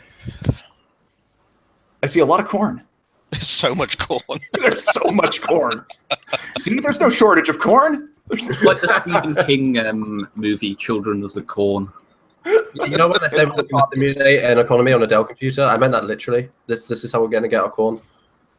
Or even if any of you play Castle Crashers, there's a boss in the game which is literally just a massive mutant corn cob. Ah, you mean the prequel to Angry Birds? No. Castle Crashers is like a side-scrolling beating that game. It's made by the same people who did Alien Hominid, Pit People. Oh wait, What you mean, thinking of, Luke, is Crush the Crush the Castle. Castle. Yeah. Yeah. Oh, yeah. I'll tell you what, I fucking hate Angry Birds. You know, it ripped off Crush the Castle. I'm surprised Yeah, they it haven't did, sued. Yeah. But, I'm seeing comments made by the Austrian Leninist, but he's going Austrian Leninist. Austrian Leninist, but he's going by so fast that I can not read them. Oh man. I love like meme ideologies, like anarcho-fascism is just beautiful. Or I've seen National Trotskyism recently. That's an interesting one. My gosh. Did you say anarcho-fascism was like? I mean, there is like. Hang on, I would sort of with the sort of ideological talk, I'd like to sort of keep it to the actual sort of conversation itself, just in case we don't get into arguments during the break. I'm just saying that there are like national anarchists, like racist anarchists. Oh yeah. Like Christopher Cantwell. There's this one guy always in my comments who's like this crazy anti-Semite Bakunin Is supporter. that the guy with the clover in his Yeah, the Irish guy, yeah. Oh gosh. Oh yeah. I saw some pencils as well, so excited. It's very exciting watching this. I just love what the chat, like the smallest things they'll take out and just run with it. It's amazing. Nas Trot gang. You know what, one thing that I've noticed that's different, because I know a few people sort of saw this and they're like, oh, it's going to be like Sargon's conversation with Christy Winters, is that this has just been a lot. I much prefer these sort of debates that are a lot more sort of friendly and down to earth as opposed to be strictly formalized, because for starters, I couldn't moderate any of those for shit. You know, this is like the first chat, stream that I've ever moderated in general. But I think we found like a good balance between like general discussion and actually a debate format. I think so. I think it's been pretty effective so far. So yeah, but just no one's told anyone to fuck off yet, so it's good. Sargon's taking quite a while. Yeah, we'll see. He probably thought it was 20 minutes until 5. Oh god. Because someone said 20, and I was like, 5. No, I what said, could he be I said doing? we come back at 20 20 past. 27 past. Oh dear, that doomed us all.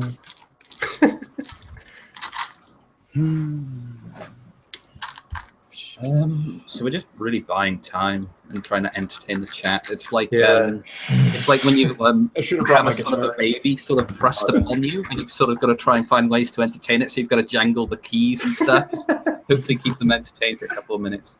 If you want to, Bravo.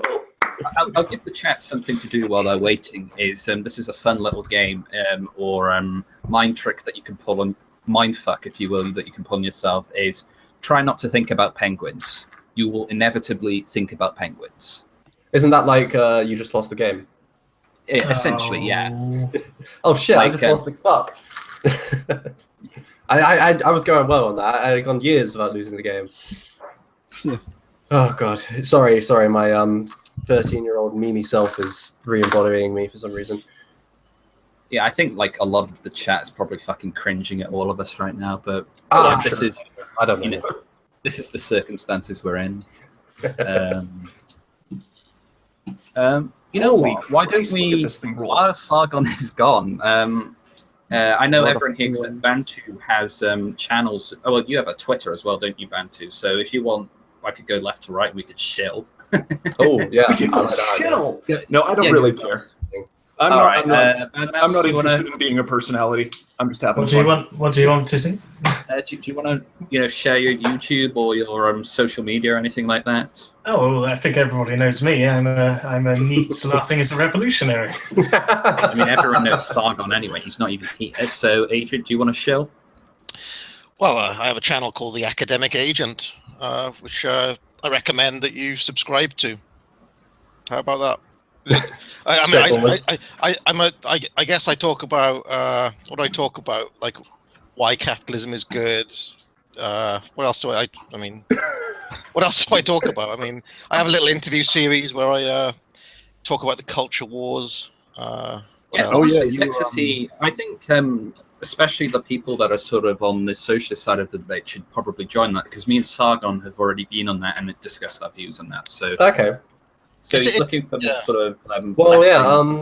I'm on summer now. I've just got to get through 1 week of work and then I'm done.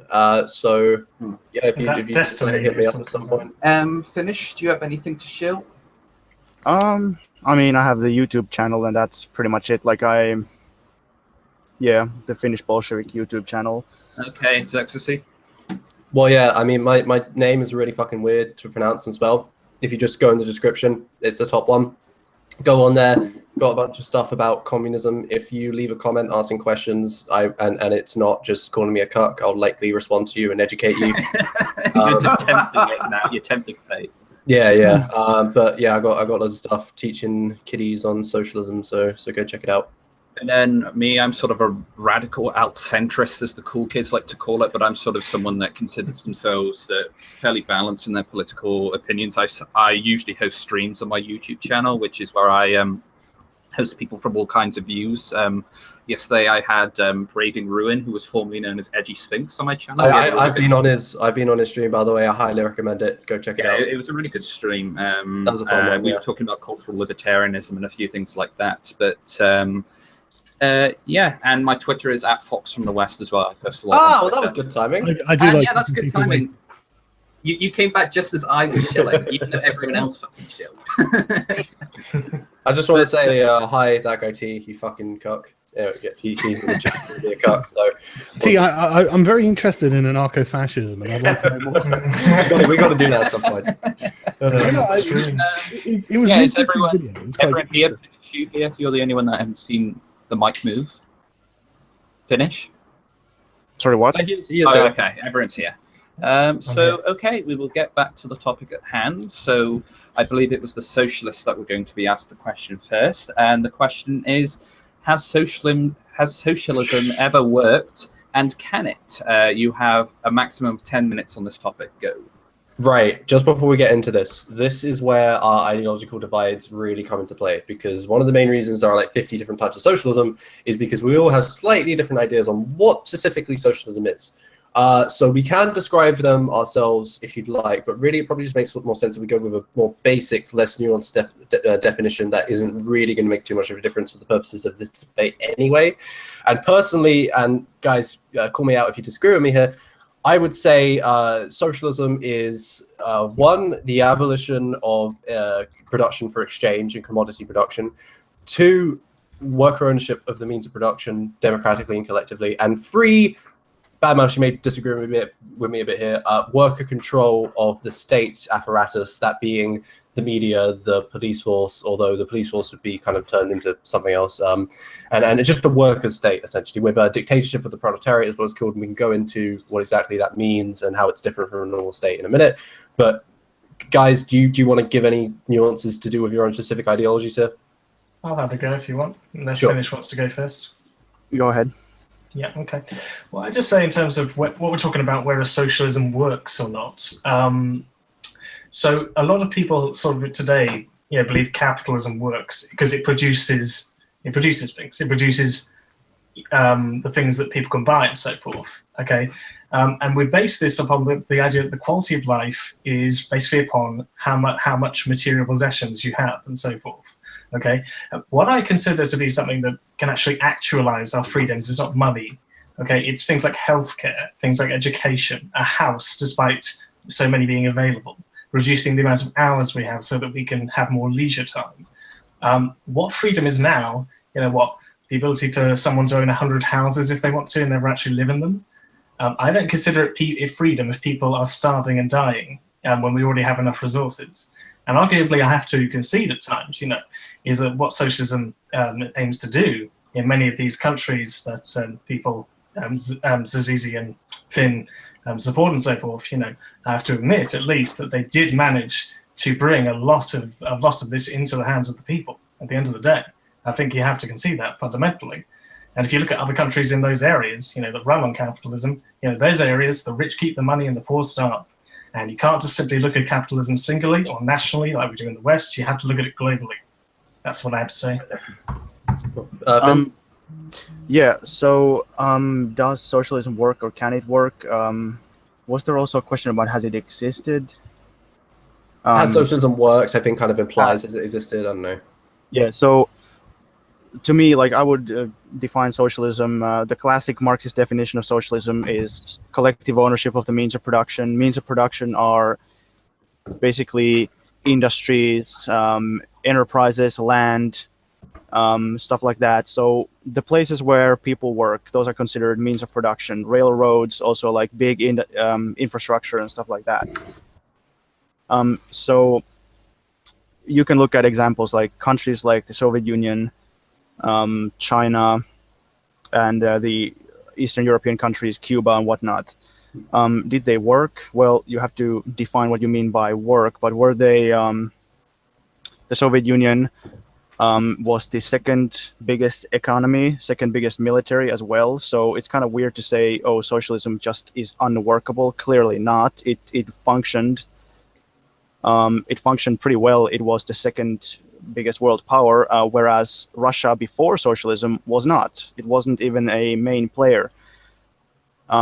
Now, did they have problems? Sure. And I think it was before we went live, that academic agent said he was interested in talking about Khrushchev and like those like later Soviet era things. But like, sure, they had lots of problems, and I think they went into totally wrong directions later on. But it functioned pretty well. They one last thing. The thing that people say, or that people fail to do, is they compare. Let's compare the Soviet Union to the United States, for example. The United States was a wealthy industrial country for much longer than the Soviet Union. The Soviet Union essentially industrialized in the 1930s in about 20 years. Or a country like Albania. Albania had its industrial revolution in the 1950s, not the 1850s, not the 1750s, the 1950s. So, of course, they're going to be a bit behind in tech and in production capability and stuff. But this is not the result of socialism. It might be the reason why their government fell and why the socialists took over. Or if you look at, like, there's a reason why so many socialist countries, in fact, all the socialist countries were colonies, third world countries, poor countries. Vietnam, Cuba, Burkina Faso, Albania. They were not rich countries before socialism. No, they were very poor. And that probably facilitated the revolution. But people usually forget this historical context. They think that it's the socialism that caused the poverty. Yeah, so basically, I just want to really say quickly, I think the biggest difference between mine and Finbol's like kind of perception of socialism is I'd probably take a slightly more libertarian stance in that Finnish Bolshevik believes that if the state owns the means of production, but it's a worker-controlled state, then the workers control the means of production through the state. Personally, I don't agree with that. I believe that it needs to be the workers themselves. But that's a small like disagreement between us. Well, that we don't really have to necessarily go into that, but we're not going to go into that. I just wanted to say that's kind of like, so personally, I don't consider the USSR and China to be socialist, but he does. But that's just a small difference between us. But to go back to so now we got that out of the way. To go back to the actual question, this won't take long. Talking about hold on. Socialism. Before you go, I just want to make the clarification that in the Soviet Union and in China, since most people were collective farmers, they actually didn't work for the state. So, it wasn't even. But anyway, yeah. So to go back to has socialism worked and can it work? There are numerous examples. I already know what the response is going to be, so I'm just. But there are numerous examples of socialism of what I'm. I can see Sargon laughing as well. There are numerous examples of socialism as what I've described it, with the worker ownership of the means of production and the worker control of the state existing and creating prosperous societies and working without corruption and going well. And these examples include the Paris Commune, Catalonia, German and Hungary communes in 1918 and 1919, and there are a few others. Hey, mute your fucking mic. Hang on. So basically, and then of course, so the typical response to this is then, but they only lasted a few months, or in Catalonia, it lasted a few years before they were crushed by outside forces. What we're talking about here is the internal workings of the system itself. We're not talking about how it can defend itself, although that is admittedly a very good point. And one of the things that socialists need to do, and we are doing, is looking at these examples and thinking, why did they fall? In Paris, for example, it's because they allowed the capitalists who they had expropriated the property from, they allowed them to keep taking loans out of the bank, build up an army, and then come in and commence the Bloody Week, which just massacred everybody in the city, regardless of whether they're involved in the revolution or not. And the thing is, it's not like a socialist revolution has never been able to secure itself, because even though I don't think the USSR was socialism, I do think it was a socialist revolution, and it did manage to secure itself. So clearly, whatever they're doing is something that we should look to in regards to how does a socialist society defend itself and secure itself in a revolution against fascism, which is obviously a very important question. But I don't think the question is, can socialism defend itself? I think the question is, can socialism as a system on its own work? And I think historically it's been proven that it can. Is there anything you guys want to add to that? Bad Mouse or finish? We'll just sort of wrap it up here, maybe. Yeah. A friend of mine from Russia just wanted me to say that he wanted me to say that capitalism destroyed his country, and that's all. Okay, Bad Mouse? Yeah, the birth rate actually decreased 10 years after the Soviet Union collapsed, I have to say. And it's just also, when you're talking about this, I do just relate back to, is it going to serve the people who are, the poorest of people, or is it going to just serve the rich? Is it going to put more power into it so that now we have a system where 8 people have more money than half the population of the world? So I think you really need to look at the death counts of capitalism and stuff like that, have a good look at yourself on that regard, and not just simply go and look at every single flaw that socialism has ever done, considering the situations they were in to begin with. Okay, Venezuela is not socialist. Okay then, so I will now ask the capitalist side the same question. Has socialism ever worked, and can it? And I believe, Bantu, you wanted to open on this one. Yeah, thank you so much. I think we're asking the wrong question here, because I think it's pretty obvious that socialism can work. It has worked. The USSR did function. China works. East Germany worked. There's lots of examples of that it can work. But the question is, it has to prove itself as a superior and preferable system to the other options. Okay, and you have to look at this historically and go, over the course of history, what has worked best? Okay, and time again, you've got capitalism showing its superiority in this regard, over and over and over and over and over again. There's no competition. Every socialist nation in history has survived to some degree, but it's had lots of misery, low standards of living, relatively speaking, to any capitalist country. It hasn't innovated. I mean, and that's because of structurally what it is. To go back to something that I was going to mention before, because we mentioned that this would segue into this point, Zegzazi mentioned earlier, wouldn't it make more sense to have 20 guys working on one tractor rather than having 20 tractors? And the answer is resoundingly no, because these 20 guys can still make a mistake and produce a product that's substandard. I mean, there was a requisition going on for new fighter planes in Canada, and this was designed by Lockheed Martin. They had an unlimited amount of resources to throw into the design of these planes. And then once it was done and being tested, everyone looked at it and went, oh, geez, well, it's not good enough. It doesn't work.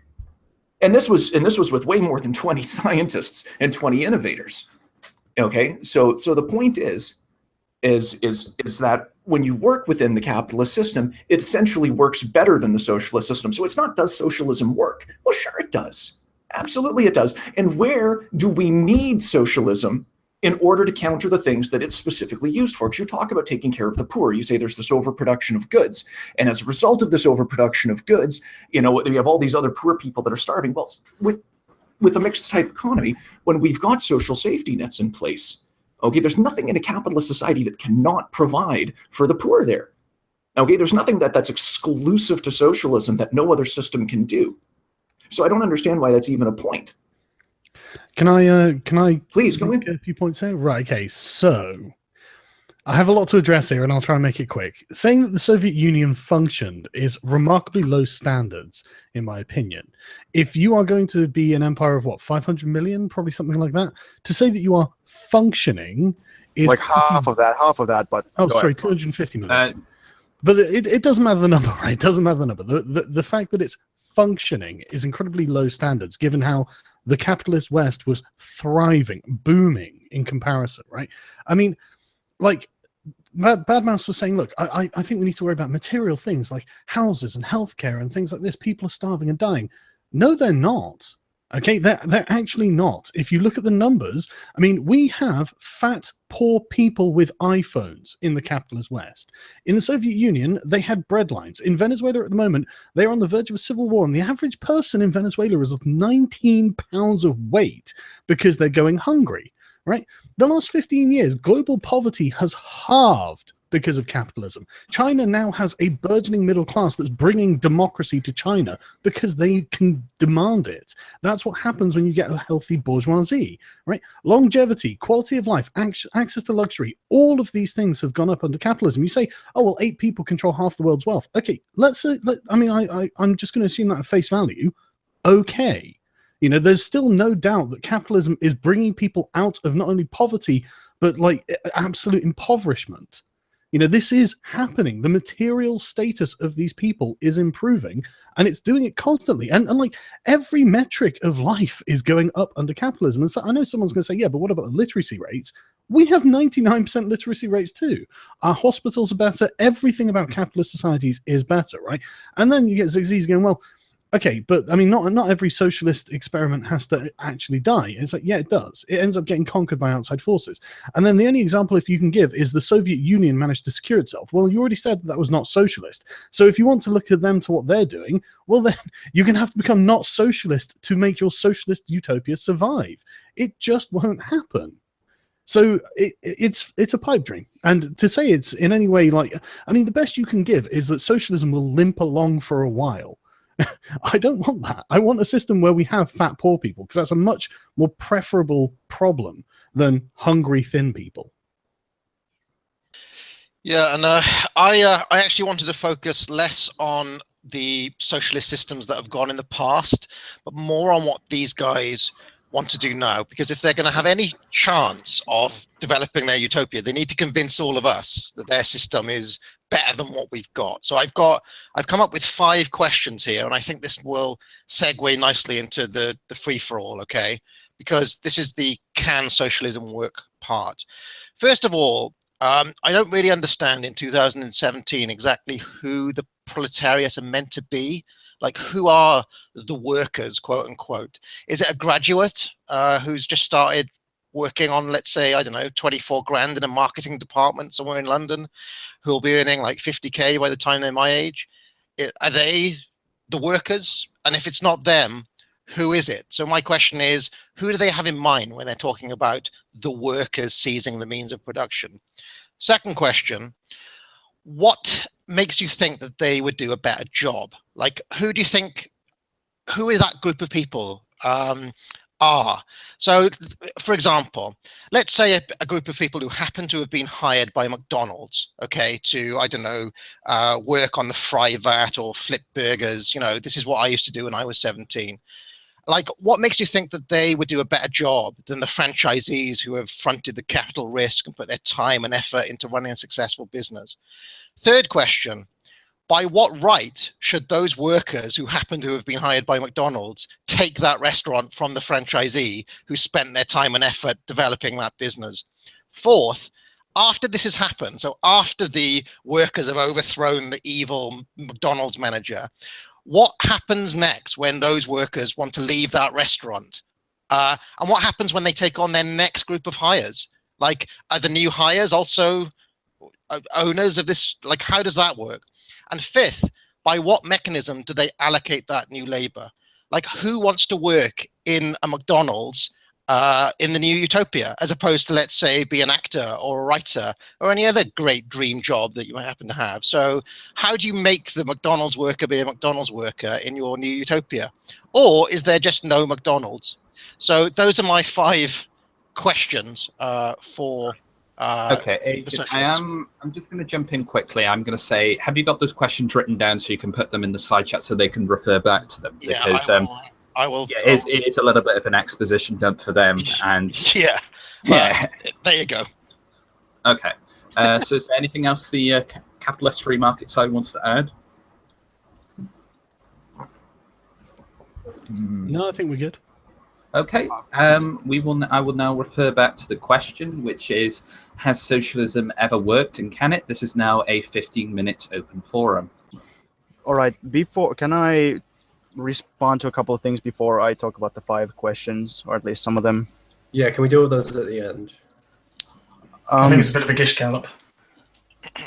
I can briefly talk about some of them, but first I wanted to say that you talked about how the socialist countries were like limping along for a while. No, actually, until they went down a wrong path, which, I mean, that's way too complex for this. Like, that's going to take a long time to explain. But before they started doing erroneous policies and going down a wrong path, they were actually, even the West thought that, oh shit, the commies are going to overtake us.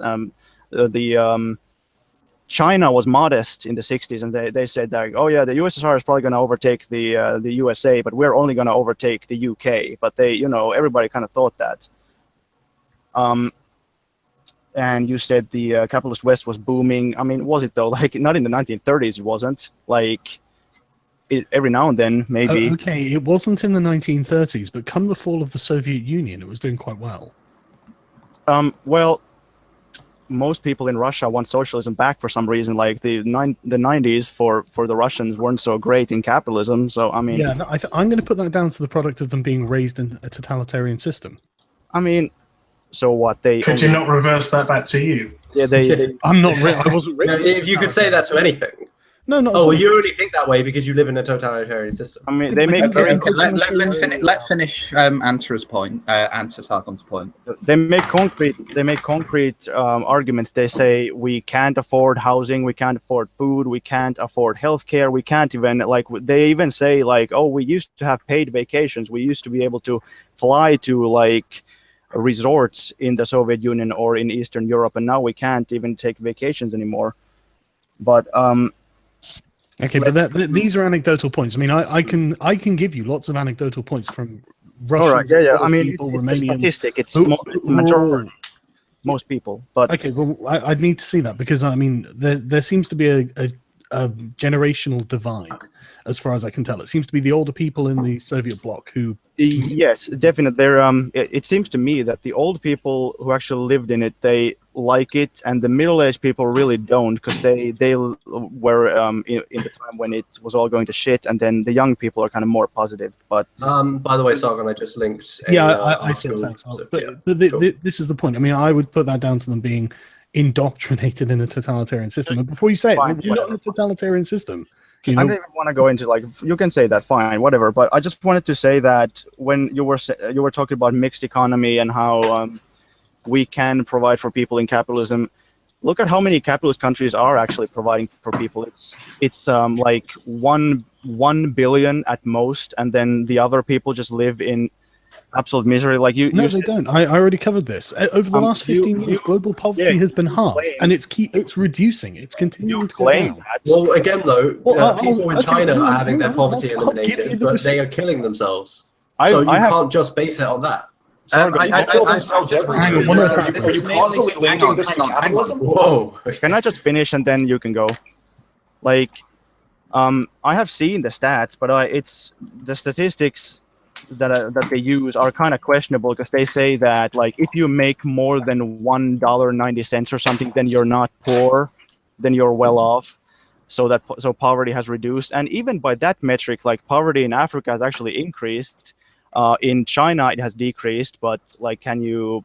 No, you're just wrong. Wait, hang on. Over 15 years, it's been halved. You just put a link. Can I just finish, please? Can I just finish? I'm sorry, I thought you had finished. I disagree. I disagree with what you say, and it's more complicated than that. Of course, capitalism, as it gets out of feudalism, of course, it's going to make things better. There's countries that have still semi-feudal relations. Look at India. Most people still live in semi-feudalism. All right, just try and wrap it up. But my last thing when it comes to this exact issue is that most capitalist countries are not rich. There's a handful of countries that are rich. There's the Western European countries and North American countries. that are rich imperialist countries whose corporations control the economies of most other countries. I mean, you can laugh at that, but that's it's more that you've done. Right, okay, guys, can we just change the topic? Sargon, you put a link in the chat. You put a link in the chat, which is from Politifact. I know you do Zexacy, but that was just a backup, a claim that you made earlier. But Sargon, you put a link in the chat linking to Politifact. Could you, obviously the chat and the people watching. Well, yeah, I was tweeting basically the World Bank. Well, just explain to the audience what, just how they can find that article, how they can find that. Yeah, just Google global poverty over time, and it's the first thing that comes up. Okay, academic agent, I know you wanted to say something, so I'll let you interject. Well, I mean, like, say what you want about Vladimir Putin, but he took on crony capitalism. He freed up Russian markets for the first time in a very long time, tried to ensure the rule of law. And I mean, GDP growth since 1999 has been like Vladimir Putin's numbers, just in terms of like what he's done to the economy, is, I mean, the rate of growth is incredible in the time that he's been in power. So like in 1999, the GDP was 195 billion US dollars. In 2013, it was 2,133 billion US dollars. GDP per person, 1,300 US dollars in 1999. By 2013, it was 14,800 US. So here, I mean, across every metric, you can look up these figures yourself. Russia has been absolutely killing it since Putin put down some basic kind of free market economic principles. Now, it's not perfect. He's quite authoritarian, etc.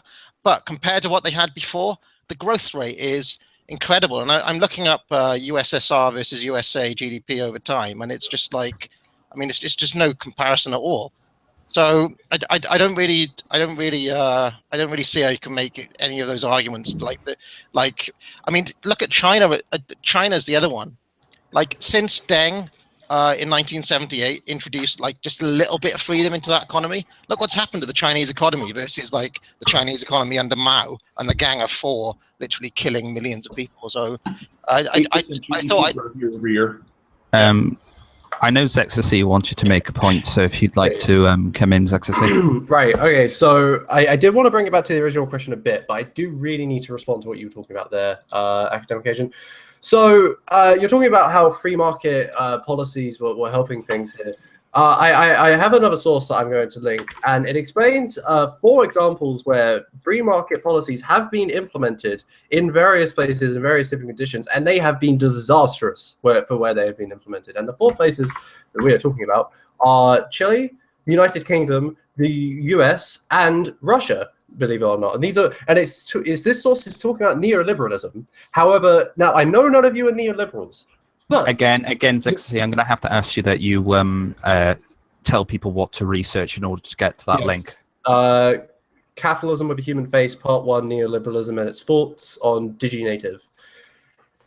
But anyway, I know you guys aren't neoliberals. I know you guys don't really like neoliberalism. However, neoliberalism in this regard, one of the main things it did was introduce freer markets, was privatize state assets. And this is essentially tending towards the free market. It's not an actual free market, but it's in that direction. And we can see actual evidence of these historical events, like many times, where these policies have resulted in huge economic problems for the countries where they put in. So actually, historically, when we look back at it, free markets tend to fuck things up quite a bit. But again, like I said at the very start of the debate, like I said at the very start of the debate, I don't even really care if the market is free or if it's social democracy, because as long as commodities are being produced, it has the exact same problems that I take issue with. But when you're talking about how free markets always increase the standard of living or whatever, it just doesn't. It's just wrong. I have to interject. Please, everybody watching this now, just type into Google Chile real GDP per capita and look at the fucking I mean, I just don't understand look at this. Okay, hang on. Chile as their example. Are you mad? Hang on, I can actually directly address the point that he's trying to make, right? What you're trying to say is that failure is an aspect of capitalism, right? It is built in fundamentally to capitalism, that failure is a necessity for capitalism to function in a healthy way, right? And that's acceptable. Yeah.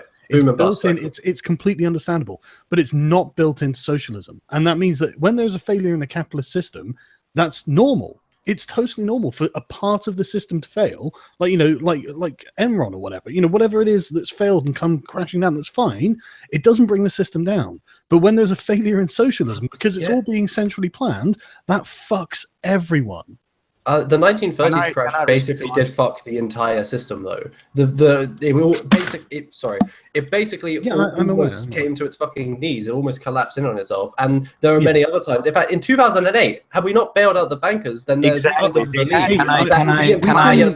want to interject here, guys. I want to interject here because I know Bad Mouse and Bantu have both been sort of quiet on this. I was just wondering. Bantu, you wanted to say something, and then Bad Mouse, I'll let you take a turn.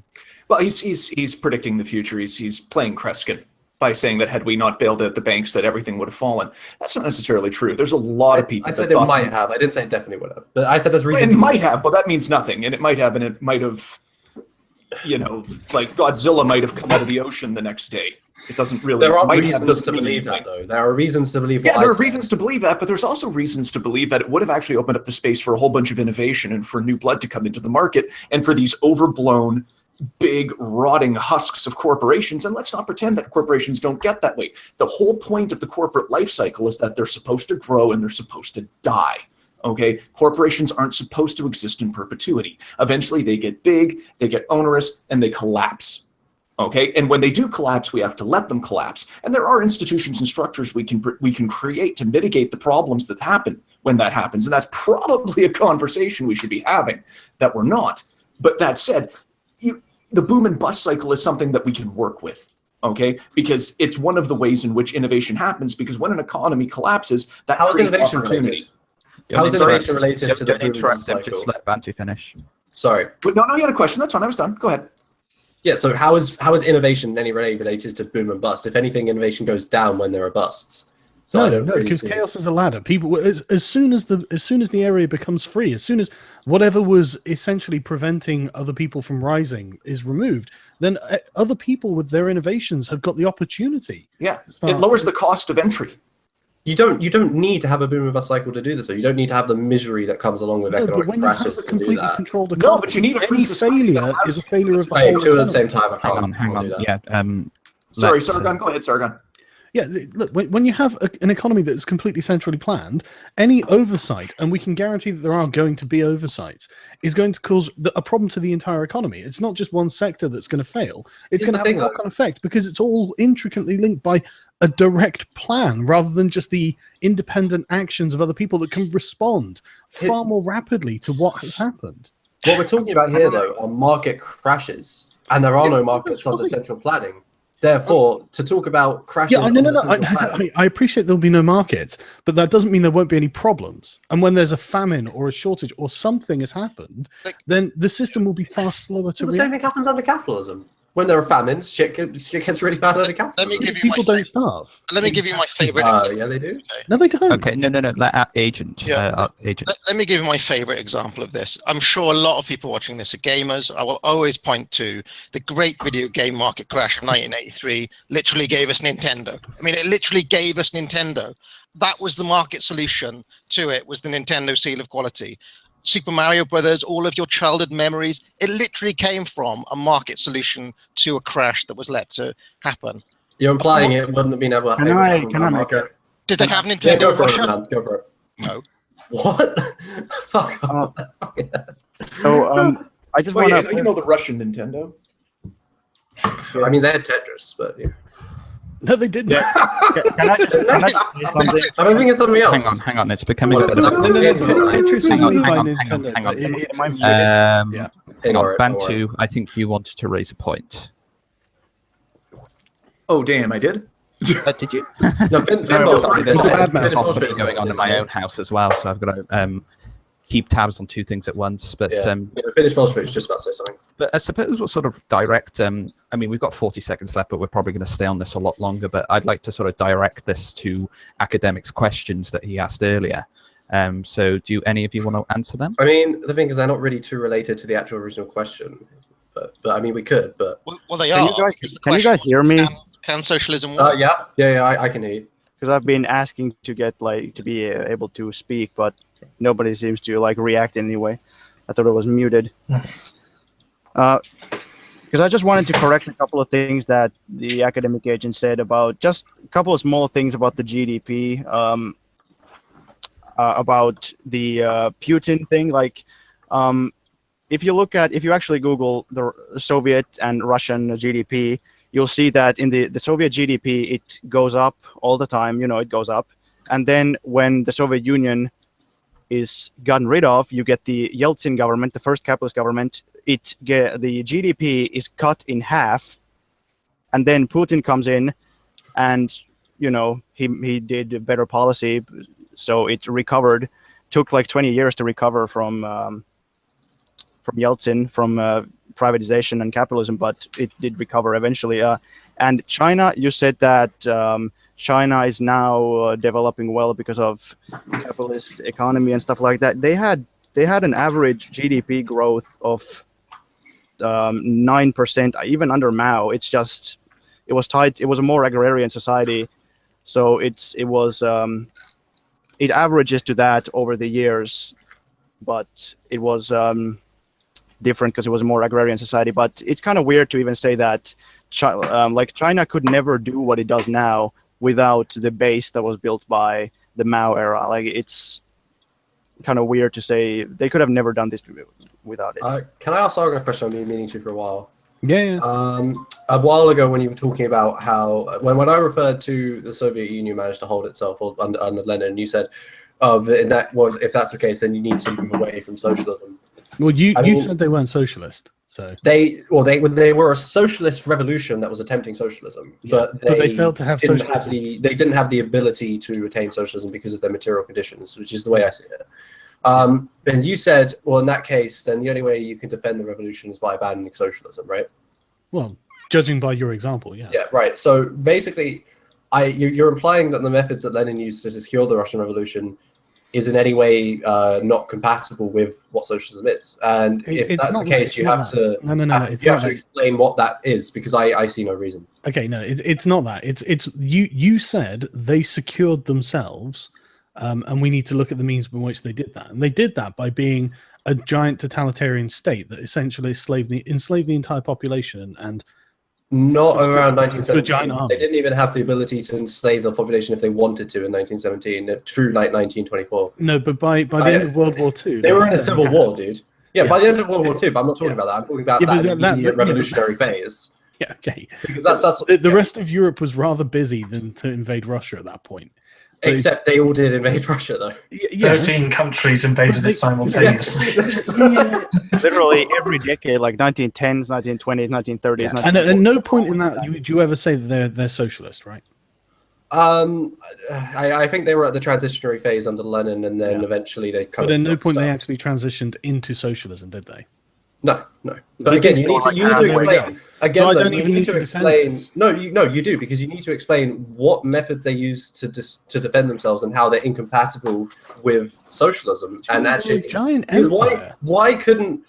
So you tell me why they weren't socialist. I'm not the socialist. They couldn't that's completely unrelated. As far as I'm concerned, the Soviet Union was socialist. Yeah, well, I believe they weren't socialist because they didn't have the industrialization to be brought up upon. But why? I'm saying why couldn't say Catalonia? Let's Ecstasy explain, and then Sargon, you can rebut once he's finished. Okay, yeah. So yeah, I'm saying that they couldn't attain socialism because they. Sorry, Finnish Bolshevik. I know this is supposed to be killing you right now, but we'll save this for another time between you and me. You can't even agree amongst yourselves, you know. Oh, look, you know how the left is. But anyway, so basically, I don't think they could have attained socialism because, like I said, they were still semi-feudalistic. They didn't have that industrialization that socialism needs, and therefore they had that transitionary phase where they had worker control of the state. They had in the cities at least worker control of the mean production, but they couldn't eliminate commodity production because they were still relying on it because they were still industrializing.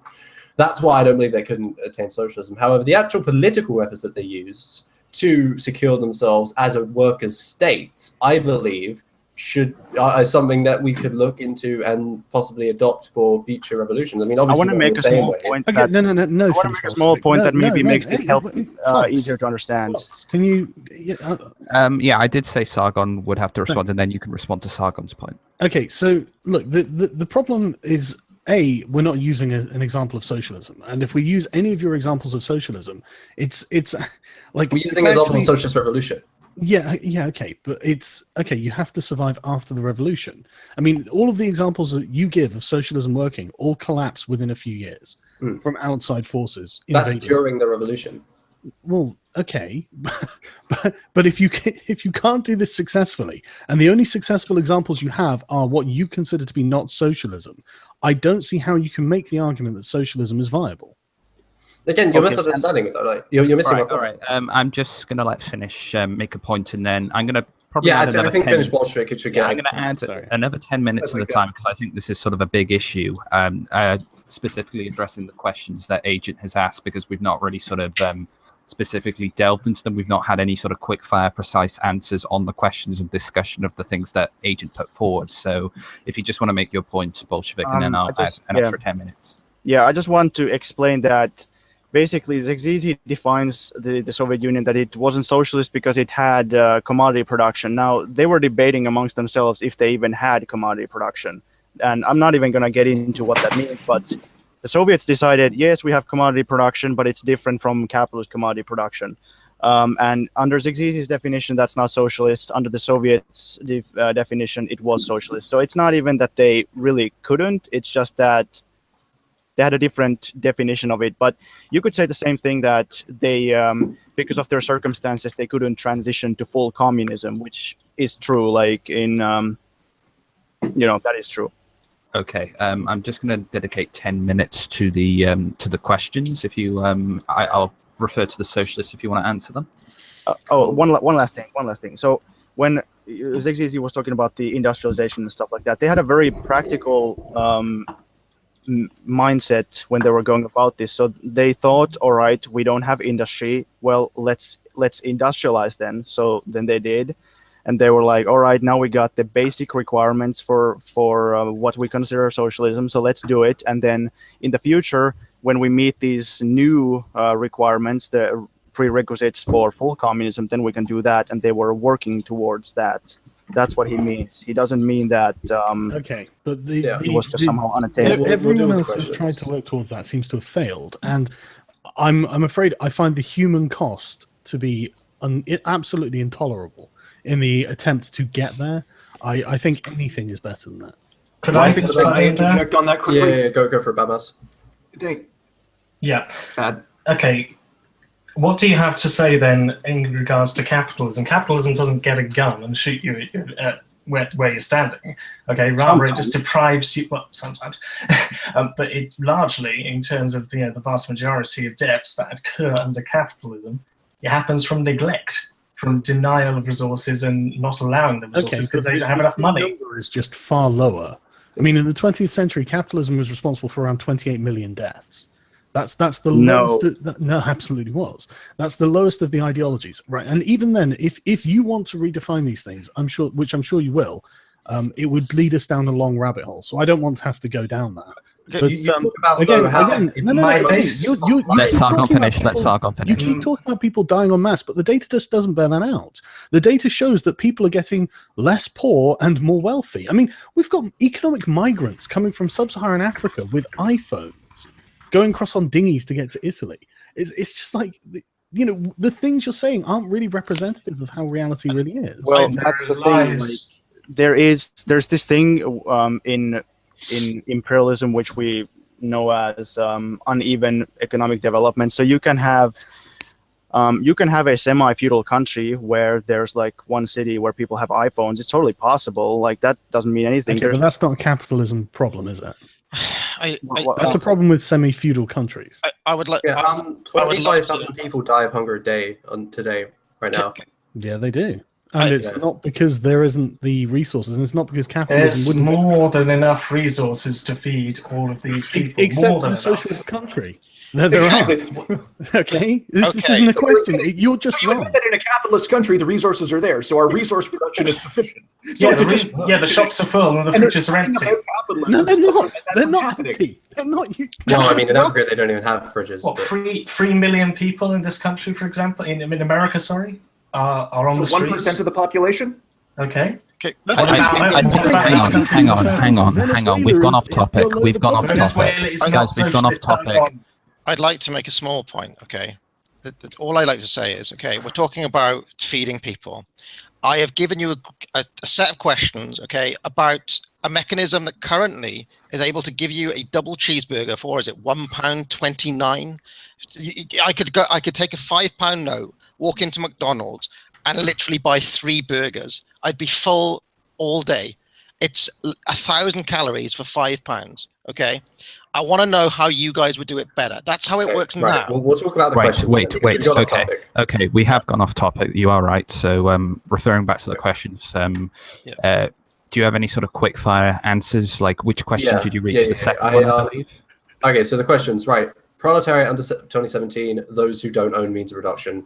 What makes us think we do a better job with workers owning the means of production? Well, worker-owned co-ops today actually are more productive than non-worker-owned co-ops, and I'll link you a study to that now. Actually, I'll do it after I answer the questions. By what right should they take it from the franchise? Well, that would require us going into surplus extraction, and that's a whole other topic that we could honestly dedicate a whole other question to.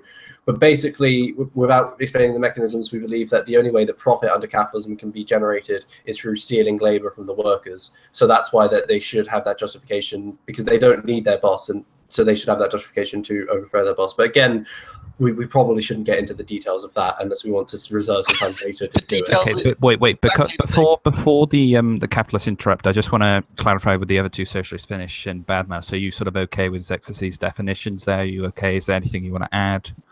I would like to add something. So, about the proletariat, what he's saying is technically correct, but I would like to make the point out the thing that in most countries, like we're talking about the imperialist West, where all the money is. If you look at India, there's people literally eating their own shit, like literally. So the proletariat in India is much different from the proletariat in the couple. Of course it is. Yeah. I'm sorry, I reject. Wait, Sargon. Badmouth. Major.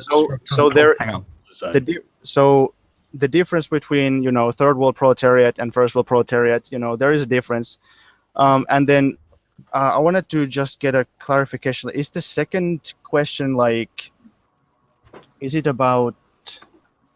What is it? Can you explain what that means? Yeah, Agent, if you want to answer that. So, okay, what makes it so? If you look at a McDonald's chain, somebody buys the franchise. Are you asking if the workers can run it? I'm Can saying they do a better job of running it? What makes you think? Yeah. What makes you think that the workers that have just so happened to have been hired by McDonald's that week are going to do a better job of running that company? I have linked a study as to why I think that. It shows that worker co-ops are more productive than normal. Yes, and hold on. Let me answer. Worker co-ops in a capitalist nation. Where I'm going to start muting in a by second. choice because I've they're made a video on that, Rhino. What's right? Zexacy, I've I made a need to video on wait. Zexacy, the source that you link, can you provide Yes, people if you just Google worker co-ops more productive, it's the very top one. Okay. Can I finish? Badmouth, yeah, you can finish, and then I'll go to Badmouth, and then I'll ask the capitalists their opinion on the questions answered, and then hopefully we can move on to the next subject. Okay, so you ask, can the workers run McDonald's? Can they run it better? Whatnot? It's a bit of a straw man because you're saying that they have to be just total recruits who were hired that same day or the day before or something. What we're saying, we don't want capitalists. What is a capitalist? A capitalist is somebody who owns the place. A CEO is somebody who typically runs the place. They might be the same person, but that's not necessary. So the workers can run it, like people who like they're running most workplaces right now. Like even the boss doesn't typically own the place. We can have, if we really need some really like hardcore expertise, then we can get an expert worker, but it doesn't have to be an expert capitalist. We want to get rid of the capitalist aspect, not the idea of having experts. Yeah, that's a really good way of putting that, actually. Should we ask the CEO what he thinks of that? Yeah, please do. I don't know, Fox, whose turn was it meant to be next? Because I think Fox had a list. but he's muted. So yeah, I am Mouse, I believe. I just wanted to respond to the thing about cooperatives. Okay, cooperatives are more efficient than businesses, but they're not more competitive than businesses. I ask you to think about what you think is more important, efficiency or competition. Do I think efficiency or competition is more important? There's no difference. Efficiency derives from competition. No, it doesn't. Yes, it does. Yes, it well, does. then why are worker co-ops? Competition drives us to be more. Because I can explain this question for you very easily. Okay, if you just want to hold on for a second. Cooperatives work very well. They're great. I think they're fantastic. I'm actually looking into some as potential opportunities for myself down the road. But the point of a cooperative is that when you're starting something, and let's remember that what you're saying at first is that this is happening in a capitalist nation, which means that these people this is the very first point I made earlier, is that these are groups of people that have the freedom to come together with an idea and to take it to market. And they are making profit, right? They're just deciding to make less profit or function in a different way. They have different priorities over just profit. And that's fine and dandy. But for this to even happen, you still have to exist within a paradigm where you're allowed to freely come together and make profit. Profit's still there. You haven't gone to this place where all of a sudden there's no profit and they're just doing whatever. Okay, so these guys have come together, and also they're choosing to come together, picking competent, capable people. Okay, because that's the whole point, is would the workers run something better?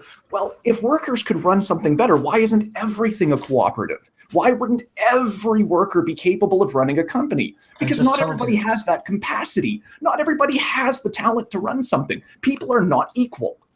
Okay, there are those who are driven.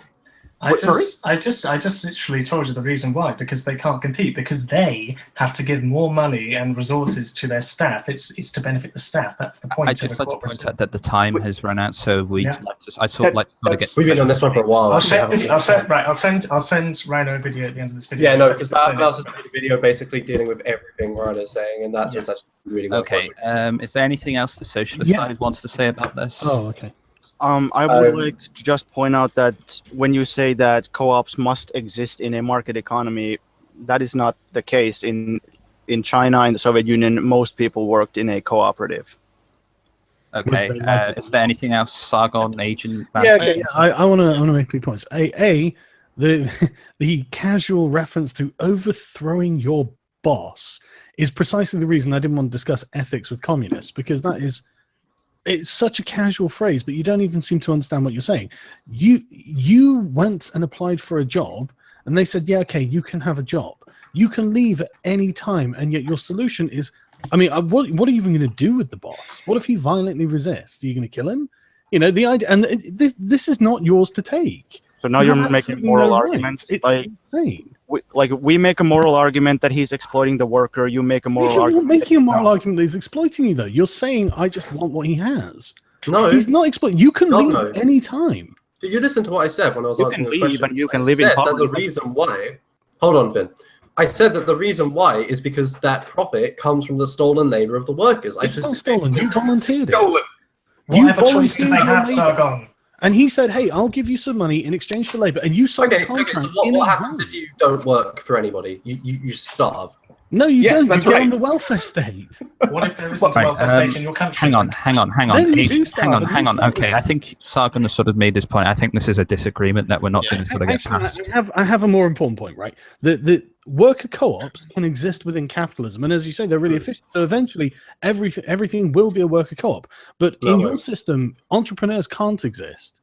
And that's the difference. You can exist in ours. We can't exist in yours. What do you find an entrepreneur to be? Because I'm assuming it's something in relation to a market. So yeah, by definition, of course it can't, because markets don't exist. Yes, but it's a bit of a redundant point. Yeah, but it doesn't mean people can't get together and start new things. You're implying that's what it means, but it's not. Right, hang on. What I'm saying is you're putting barriers to entry, because suddenly we've got to go and contact the Dell supercomputer and ask if it can allocate the resources. I mean, do you not think there's going to be a backlog there? I mean, there's always government officials you have to contact. You can't just, it's not the Wild West.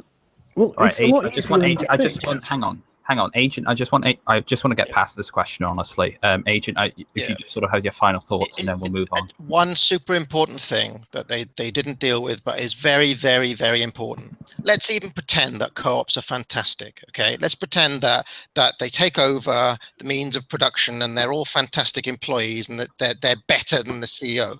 What happens in the next gen? Like, what happens to their new hires? Like, are the new hires also part of, like, what happens at one generation down? Like, who owns the means of production then? Is it suddenly outside of the expertise of those people who grew up in the industry, or is it somebody else? Because that's where it all seems to break down for me. Like, I can understand, like, there was a time where in Wales where the miners bought their own mine, and it worked well for a time, you know, because they'd spent their whole lives there. But what happened? Like, what happens when they have to, like, hire? Like, does the 17-year-old then have a stake in it as well, or does he have the expertise, or does it then go to? Wait, hang on, Agent. I wouldn't necessarily ask questions since we're moving sort of forward. Like, even if they're sort of rhetorical. Very important because it's very important though, because they are proposing to overthrow a system that has worked for 200 years now with something where they don't have answers to these questions. Like, I know what happens under capitalism. I don't know what happens in this magical co-op world. So no, we have answers. All right, don't interrupt. Finish. Carry on. Okay, so what you're saying, do they, like, you can start new co-ops, you can get more people to, the people who are not already in a co-op, they can start a new one, or the state will start factories and start new places where people will work. In fact, employment is guaranteed, so of course, like, they're gonna do that. Mandatory. Right, I'm gonna let Agent respond to this, and then we'll move on because we've been spending so much time on this. Sure. That's been a good topic, though. Yeah, I just don't understand how this is such a difficult, like, what do you think? Like, society is just going to collapse after one generation? Like, they just, like, what is going to happen? Well, it's about expertise and it's about the points of interest. Like, the reason that companies tend to work is because somewhat, like, I don't know, take whatever the industry is. It could be burgers, it can be like grapes, whatever. Their passion, their burning desire, their interest is in, like, that thing, which is what drives it forward. Like, I mentioned Nintendo. Nintendo love making great games, okay? Like, but if the workers decided to seize the means of, like, how do you replace, like, they're not the same people. So you end up with the state taking over, and then the state, then you've got some mindless bureaucrat running it instead of the people who have the burning passion for the product. Okay, I did mute Bolshevik there because I do sort of want to move on, but next question. I believe you can unmute yourself now. But the next question, I believe, I'll be asking the capitalist side first. You have 10 minutes, of course. Is human nature constrained or perfectible? You have 10 minutes. Shall I take this first? Go ahead, mate. Go ahead. Okay, so what this means is a constrained human nature just means that there are certain characteristics that are common to all people everywhere, okay, regardless of time or place or culture or anything else. There are certain characteristics that we can say are human, okay? And one of the recurring features that we find across history is, for example, that people have a habit of being self-interested as opposed to being others-focused. Many, like, people have made this point before capitalism, long before capitalism. You know, you can find Cicero saying it, you can find bloody Seneca saying it, Machiavelli, Thomas Hobbes. Just to add, I think David Hume makes the best argument that people can't be anything but self-interested. So all of these people in conditions prior to capitalism have been making this point, okay? And this is where, because it seems to me that you have to believe in socialism, you have to believe that human nature isn't constrained in that way, that you can actually perfect it, that you can better it, that you can somehow transcend what we are as human beings in order to make the society work. That's somehow, if you only just change the institutions, if you only just change the way society runs, then all of a sudden people would magically stop being self-interested, selfish, and all the rest of it. So that's why I asked the question. Over to you guys. Is it our turn? No, sorry. Did you want to go? Oh, sorry, my bad. This is on the constrained or perfectible? Yeah. Well, nothing is perfectible. I mean, Jesus, that's self-evident. You know, that's where we start with this. No one's ever going to be perfect. I mean, our nature will never be perfect. We'll always be somewhat competitive with each other, if for no other reason than for things like sexual reproduction. You know, regardless of how you frame it, people have to compete with each other. Okay, unless you're going to allow equal access to sexual partners. You know, which I think sometimes I think that's what inspires the socialists. It's just like, yeah, if we get socialists, I'll be able to get all the chicks. But in terms of the constraints, I mean, you know, we exist within a reality that exists outside of us. You know, this is the world that we're in, and there's realities that guide it. We have to eat, we have to sleep, we have to crap, we have to procreate, we have to do all these things. And these fundamentals are going to inform who we are as people. Okay, so what we've done over time is create proxies that allow us to move away from things like violence and direct competition into more peaceful ways of coexistence. Okay, so we're deeply constrained by the reality that we live in. We can't redefine reality. We have to work within it. Okay, and any concept that a society is perfectible or that we'll be able to create this immutable, perfect, ongoing society that never corrupts is fantasy. You know, life is always going to be some form of struggle, and we're always going to have to function within it. Okay. Okay. So my issue is actually entirely with the question itself and the presuppositions behind it. And I'll use Oscar Wilde and Bertrand Russell, two famous socialists, to be my guide on this one, because the whole point, as I understand it, is freedom. That's the point of socialism, I think. Yeah. I'm not interested in what someone else considers to be perfectible, even if we are. In fact, it's no one else's business whether I, as an individual, am constrained or perfectible. It's not their business. They don't deserve to have any interest in what I become. That's my choice and my choice alone. Let's say I want to be a complete dropout and do the bare minimum with my life. That's my choice. And if I don't have the freedom to choose that, I don't have freedom. So then, you know, so the question is essentially irrelevant. And I don't want some socialist dictator telling me what I do and do not have to do. All right, Agent, you wanted to make one final point? Oh yeah. The only other thing I wanted to mention is that Thomas Sowell, who's obviously an economist I reference quite frequently, says that this underlying belief in these two different things leads to like a very different way of seeing a lot of things. Like capitalists or people who believe in free markets tend to think in terms of incentives, because we know that people are self-interested, so we think about the motives and the incentives, whereas socialists have a habit of thinking in terms of outcomes.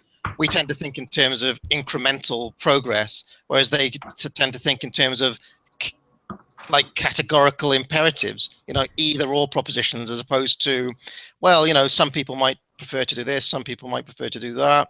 And the final thing, and I think it's the most important thing, is that how you respond to this question means, like, we tend to think not in terms of solutions, but in trade-offs. It's a trade. Everything's a trade-off. It's like we allocate. Choosing to do this thing means that we don't do that thing. It's a trade-off. It's a weighing up of cost and benefits. Whereas a solution, quote unquote, is trying to like bypass that basic reality. And this is really fundamental to how you respond to all sorts of questions. So I think it's important to point out those different categories of thinking about things. So I'll leave the socialists have their say. Okay, I will ask the socialists the same question. You will also have 10 minutes max. Is human nature constrained or perfectible? I'll just say two things real quick. Sargon, on your point, I actually pretty much agree with everything you said. Like, of course, you have the freedom to do all of that thing. It's like no one is going to tell you that you can't sit around all day and do nothing. But why would you want to sit around all day and do nothing? No it's one not your business. wants to do that. It's my business. Well, then do it. Do it. I don't care. We don't The economy doesn't rely on you in particular not sitting around your house all day. But the question of socialism and human nature being, you know, malleable or anything. I mean, personally, I think to a degree it is. But even if it wasn't, it wouldn't actually conflict with the socialist society in any way, as I see it at least. Because, for instance, I mean, some people think it relies on people not being selfish, that they don't just hoard loads of things. But why on earth would you hoard 12 supercars when, there's no reason to do that for showing off, because everybody can get cars. That's just an inconvenience for you to drive them and store them. And secondly, when things aren't scarce, again, I know I've already talked about this. The labor vouchers. Again, this is how we deal with resources that are scarce and that we need to properly distribute in a certain way. And that's how we get people to be incentivized to work, to go out and work and do labor that's needed by society, so that they can then save up and get luxuries that they might want. So I really don't see how in any way human nature of people being selfish essentially is in conflict with socialism in the slightest. Although, looking back at history, human nature kind of is malleable, but it's kind of a relevant question to whether or not it works with socialism. Do you have anything to add, Finish or Bad Mouse? I just wanted to talk generally on the idea of human nature.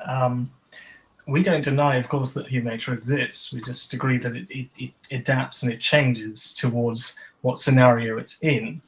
So if you look at the entire human history, capitalism accounts for 0.1% of its entire existence.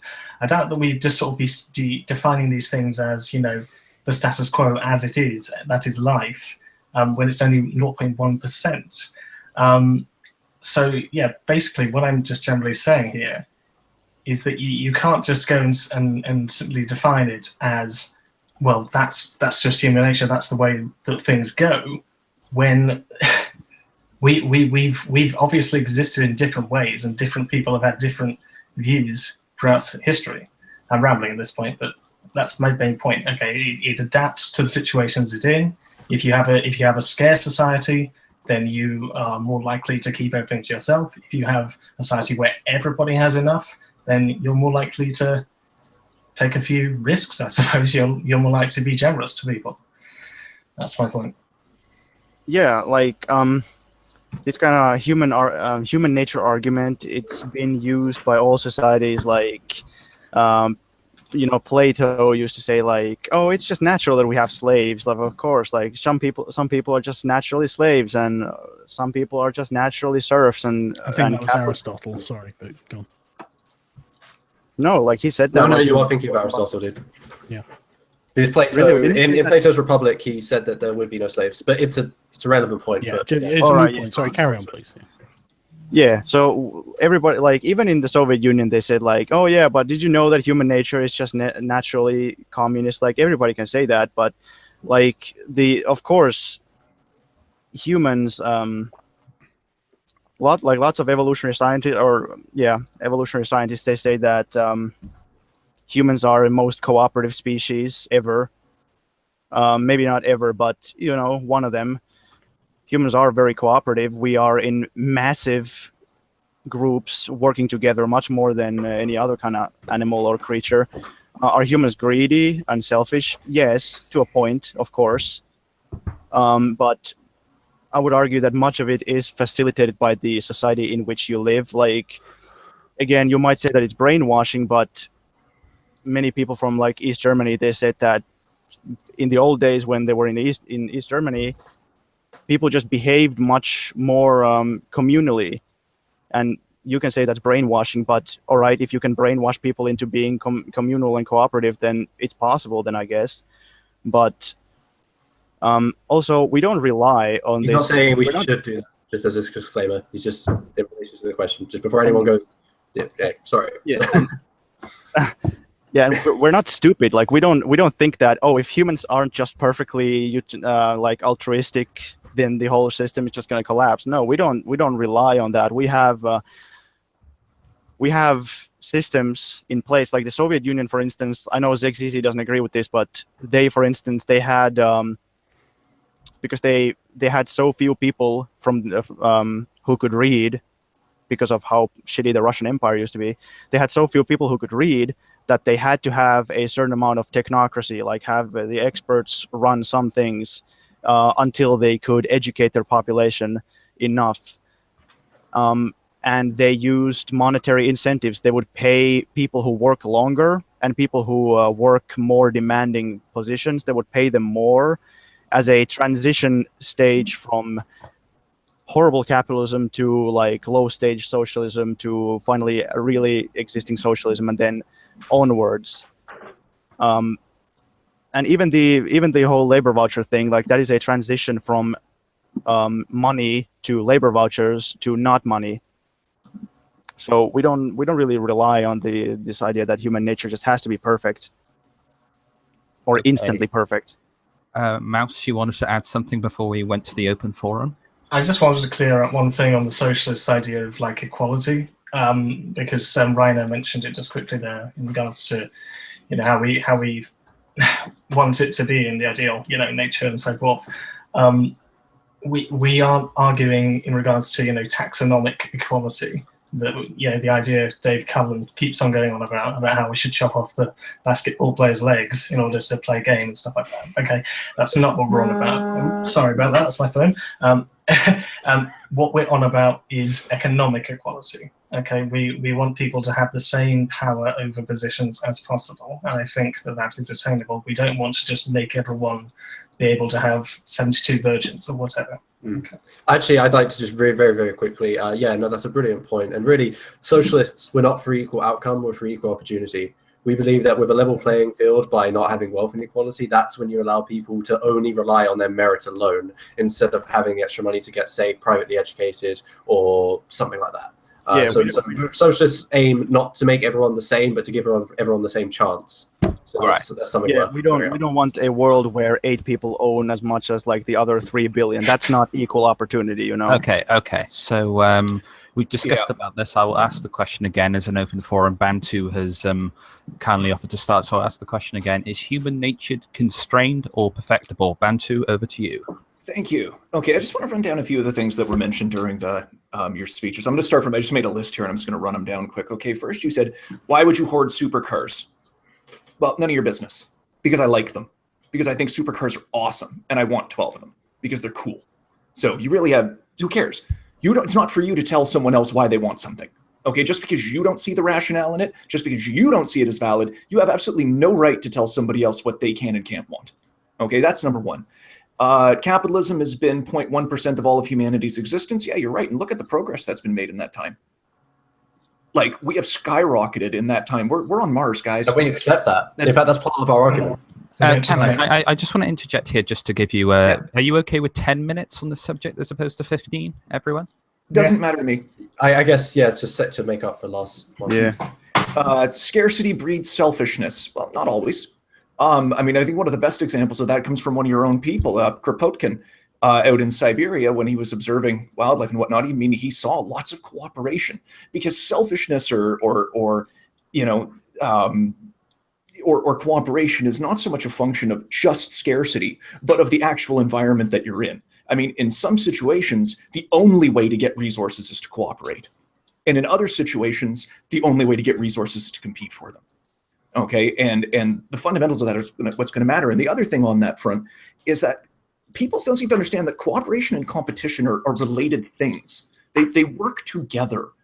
Okay, I mean, the best analogy I've heard of this is you look at a hockey game. Okay, is a hockey game cooperative or competitive? Well, it's both.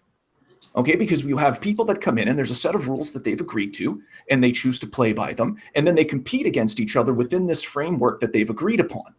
So cooperation and competition are not mutually exclusive things. They're things that complement each other. Cooperation has driven massive amounts of human development, but also within a competitive framework. You have every company is cooperative by definition. It's people working together to create a common goal within a competitive framework against a bunch of other companies that are also trying to do the same thing better than that group, and so on and so forth. And they all compete within an overarching society that provides a framework that they function within, that they cooperate with by obeying the rules to some degree, usually. Can I ask a question to that?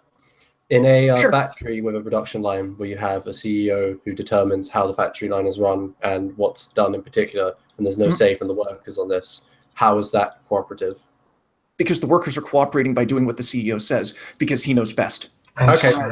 Well, that's okay. You can I mean, laugh I at that all would- you want, but go if you think it's so easy, go do it. Why isn't everybody running their own company then? If everyone can do it, then why because aren't they that's- doing it? Can I Right, say- because they're let oppressed. Mouse, Because let they're Mouse. oppressed. Hey, I got news for you. I come from a single-parent household where my mom made minimum wage. Okay. More anecdotes. Who cares? Mouse, Like, Mouse, Yeah, hang on. Bantu, can I just get it to Mouse just for a second? Yeah, Mouse, you mentioned this anecdote. My father, my mother, whatever, came up from poverty and became the richest person in Timbuktu. Okay, look, Yeah. is that attainable for every single person? No, that's my point. What? What do So you it's mean? not a good. It's not attainable for everyone. Most people can't do it, or they would. What you're saying is people can't That's do it that's because they're that's not a good stop, argument. stop a second. Yes, it is. You're saying that people can't do it because they are oppressed and can't overcome the barriers in front of them because of poverty. I came from a poor family and overcame it, so it can be done. As a fundamental, you're disproven. It can be done. Most Yeah, people but can't. we don't care if it I can be done or not. It's the fact they have to do it in the first place. I was That's not equal fortunate enough. opportunity. I was If you fortunate have to do enough. it, but other people don't. Oh my! then it's I'm still talking. Can you mute him, please? Seriously. I did it because I was fortunate enough to be blessed with a certain set of skills that work to my advantage. I am very, very privileged. Okay? That's reality. Not everyone can do that. I'm a lucky guy. Okay? Now, moving on, because I don't want to harp on this point anymore, because if you're going to sit there and say that, like, everybody doesn't succeed simply because they're oppressed, then, I mean, I don't know what to tell you. That's not what, There's that's a not lot- what I said. You're straw manning me. You're assuming that the reason that people don't do it is because they don't want to. That's I didn't that's say where your that. assumption comes from. And you're No, assuming not that hang the on, reason I'd they like to don't hear do from it is Sargon and Agent since they've been sort of quite Okay. quiet on this. Yeah, okay, I've got a few things to say. I mean, to start with, you're assuming that people do want to do it. You don't know that. You don't know what people want. They don't. Yeah, I don't think they do either, to be honest. I mean, We most could base it people on the are- fact that they're happier in co-ops. yeah, but I think most people are followers and not leaders. So, you know, but that Well, doesn't okay, mean no we need one's to a kill leader the in a co-op. leaders. That Yeah, doesn't they are. mean Co-ops leaders are a are- bunch of leaders that come together. Yeah, it Okay, doesn't so is mean every person who leadership votes is inherently in our wrong. society? Right. In our democratic society, is everybody who votes a leader? Because that's the logic you're using here, Bantu. Right. Okay. Right. That's what you said. Listen. Right, Yes, to a degree. Okay, so you said earlier, Ziggy, that you were in favor of equality of opportunity, and then I can't remember whether it was Bad Mouse or Finish who said 8% of the world's wealth is held by like 50% of the world's wealth is owned by 8% of the people. We want to change that. Well, then you're for No, equality. by 8 people. But yeah, what's that? Whatever the percentage is, the fact that you want to change that means that you're not for equality of opportunity. You're for equality of outcome. That's the outcome. Well, no, because we're saying that this wealth inequality is the barrier to equal opportunity. Yeah. So if we remove wealth inequality, we will have equal opportunity. That's Okay, what we're saying. but the point is, in a planned economy, everyone has to follow the plan. So I don't have the opportunity to follow my own plan. What Well, would your I plan think be? it's a misconception about, or sorry, what you're saying, something Bad Mouse? No, that's all right. You can go on. Well, the answer, what would my plan be? The answer is different to the plan that I'm being given. Well, it's a bit of a misconception because you assume that the plan is this like crazy micromanaged thing where you get a piece of paper that says you have to make like X amount of things or otherwise something's gonna happen. Like no, it's not like that. But Well, you were just laying out plans for workers working in co-ops and in factories and all this sort of thing. No, the point is that the workers No, lay out the those plans plan- themselves. the plan, Democratically. I mean, Through the Dell Yeah. computer. No, through their own democracy. Right, Agent, I know Then you it's wanted not- to raise. then Hang it's on, not Agent, I know you wanted to raise a couple of points.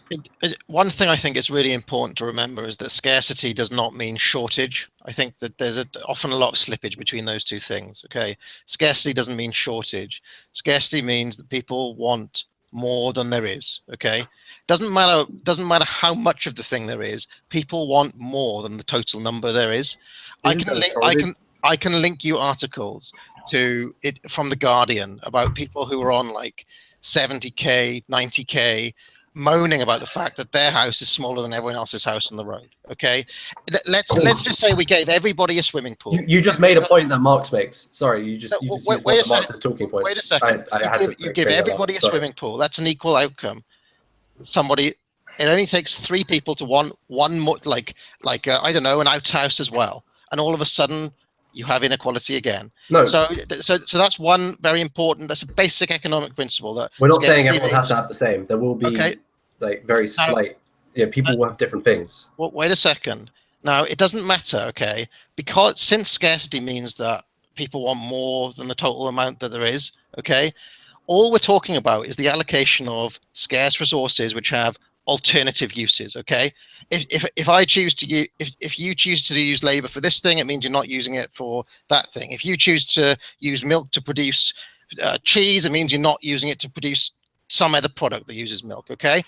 So, given that basic underlying reality, it doesn't matter if you use money, labor vouchers, kings, gulags, CEOs, it doesn't matter because the underlying reality of all of that doesn't change. Okay, so let's say we bring in, like, we replace the CEOs and the money with your labor vouchers and your gulags and Stalin and Mao and all the rest of them. Does it change the fact that people want more than there is? How do you solve that problem? Okay, so here's the thing. You brought up an interesting point there. It's something that actually Marx says. It's kind of like relative inequality. You know, if someone has a house that suits their needs, but then right next to a mansion is built. Hey. Here's the thing. Zexy, you sort of, on your sort of side of things, you've sort of been dominating the conversation a little bit. So I'd like to sort of hear from you're right. and Bad Mouse as well, like what their thoughts are on this. Finish, you got anything to add? Bad Mouse can go first if he has something. Well, I was just saying, like, the idea is not to get to, you know, what, like, literally what everyone gets a swimming pool as someone has a swimming pool, that sort of thing. Again, we said we're not for equality of outcome, we're for equality of opportunity, we're for economic equality. Okay, can somebody on the breadline do as well or effectively or actualize their freedoms as much as Bill Gates? Okay, because I don't think he's able to do that, so I don't think we have equality of opportunity, because Bill Gates' kids are going to do a lot better than my friend's kids. Yeah, but that just comes down to your definition of the term. You've got a different definition than I do, a much expanded and greater one. Well, all right, so I just wanted to say something about the competition, because I think that you were talking about sports and that kind of competition. We're fine with that kind of competition. Like, that is when human beings are just trying to improve themselves or do something like that. That is not a problem. We consider it a fundamentally different kind of competition than this kind of economic competition. Even though the word in the English language, the word happens to be the same, it's still not the same thing. Like, you know, sports were pretty big in most socialist countries. Yeah, but then you've got, let's go back to the whole thing you said about co-ops then, but co-ops are in competition with other co-ops. I mean, I think one of the biggest things where you're going to find co-ops these days is in things like one industry where you're going to see that is in well, not necessarily. They can be, but they don't have to be. In a market economy, if they have to exist in the context of a market, then they will have to. But if they exist in a plant system or some kind of other system, then, you know, they can exist in different kinds of systems. Well, this is well, you're not saying how though. You're just saying they can exist. One thing I wanted to just let me get one point in here, is that you guys were talking about a level playing field in socialism. Okay, and the level playing field in socialism is essentially, okay, so everyone's going to start from the same place, get to create an idea, and then approach, like I said, the Minister of Innovation, okay, and see if they can get their thing done, because there's going to be limited resources and whatnot that have to be distributed, and you can only decide so much gets produced, okay? And this, by nature, is the most oppressive thing I could possibly think of. Okay? Not really. I mean, not really. So one other person, some bureaucrat, gets to decide whether I get to take my vision and put it in front of the people. Not at all. Not at all. Like, then how does it work? Well, in capitalism, you need to have an idea, and then you need to have money. Usually, it's not the same guy. Don't tell me how it works in capitalism. How does it work in communism or socialism? All right. So let him finish his point. All right. I will just say that in capitalism, it's usually not the same guy who has the money to invest and the guy who has the money. So usually, the guy who makes the invention. Can you please speak to his point? He wants to know how it's going to work in your system. We know how it works in capitalism. We're the capitalists. You are born. You go to school. Let's say you want to be like a rocket scientist, all right? Hang on, I'm just going to interject here. Is there any, I know Agent wants to make a final point, but is there anyone else that wants to make a final point on this subject before we move on? I'll make a sort of final point, I guess. Yeah. Okay. So if you want to be a rocket scientist, I'll let Agent. Oh yeah, I'll let you finish, and then Agent, and then Bad Mouse. Okay. You apply for a school. If you're good enough, like if your grades are good enough, whatnot, there might be a test. You will qualify for the school. Then you become this this scientist, and then in the scientific field, there is a meritocracy. If you are a good enough scientist, then your ideas will be accepted better. You will be given more research money, and if it's a good thing that you come up with, they will start mass producing it. But like when how do you know it's a good thing? Hang on, let me finish. Like for example, I'm just going to use the AK-47 as an example. Like when they came up with that, they just figured, all right, it's a really good gun, so it's a success. But if like you were talking about the tractor, how let's have 20 different tractors versus one tractor. Like we could even have 20 different tractors. Let's have 20 different projects making tractors and see which one is the better. Like we can do that in socialism.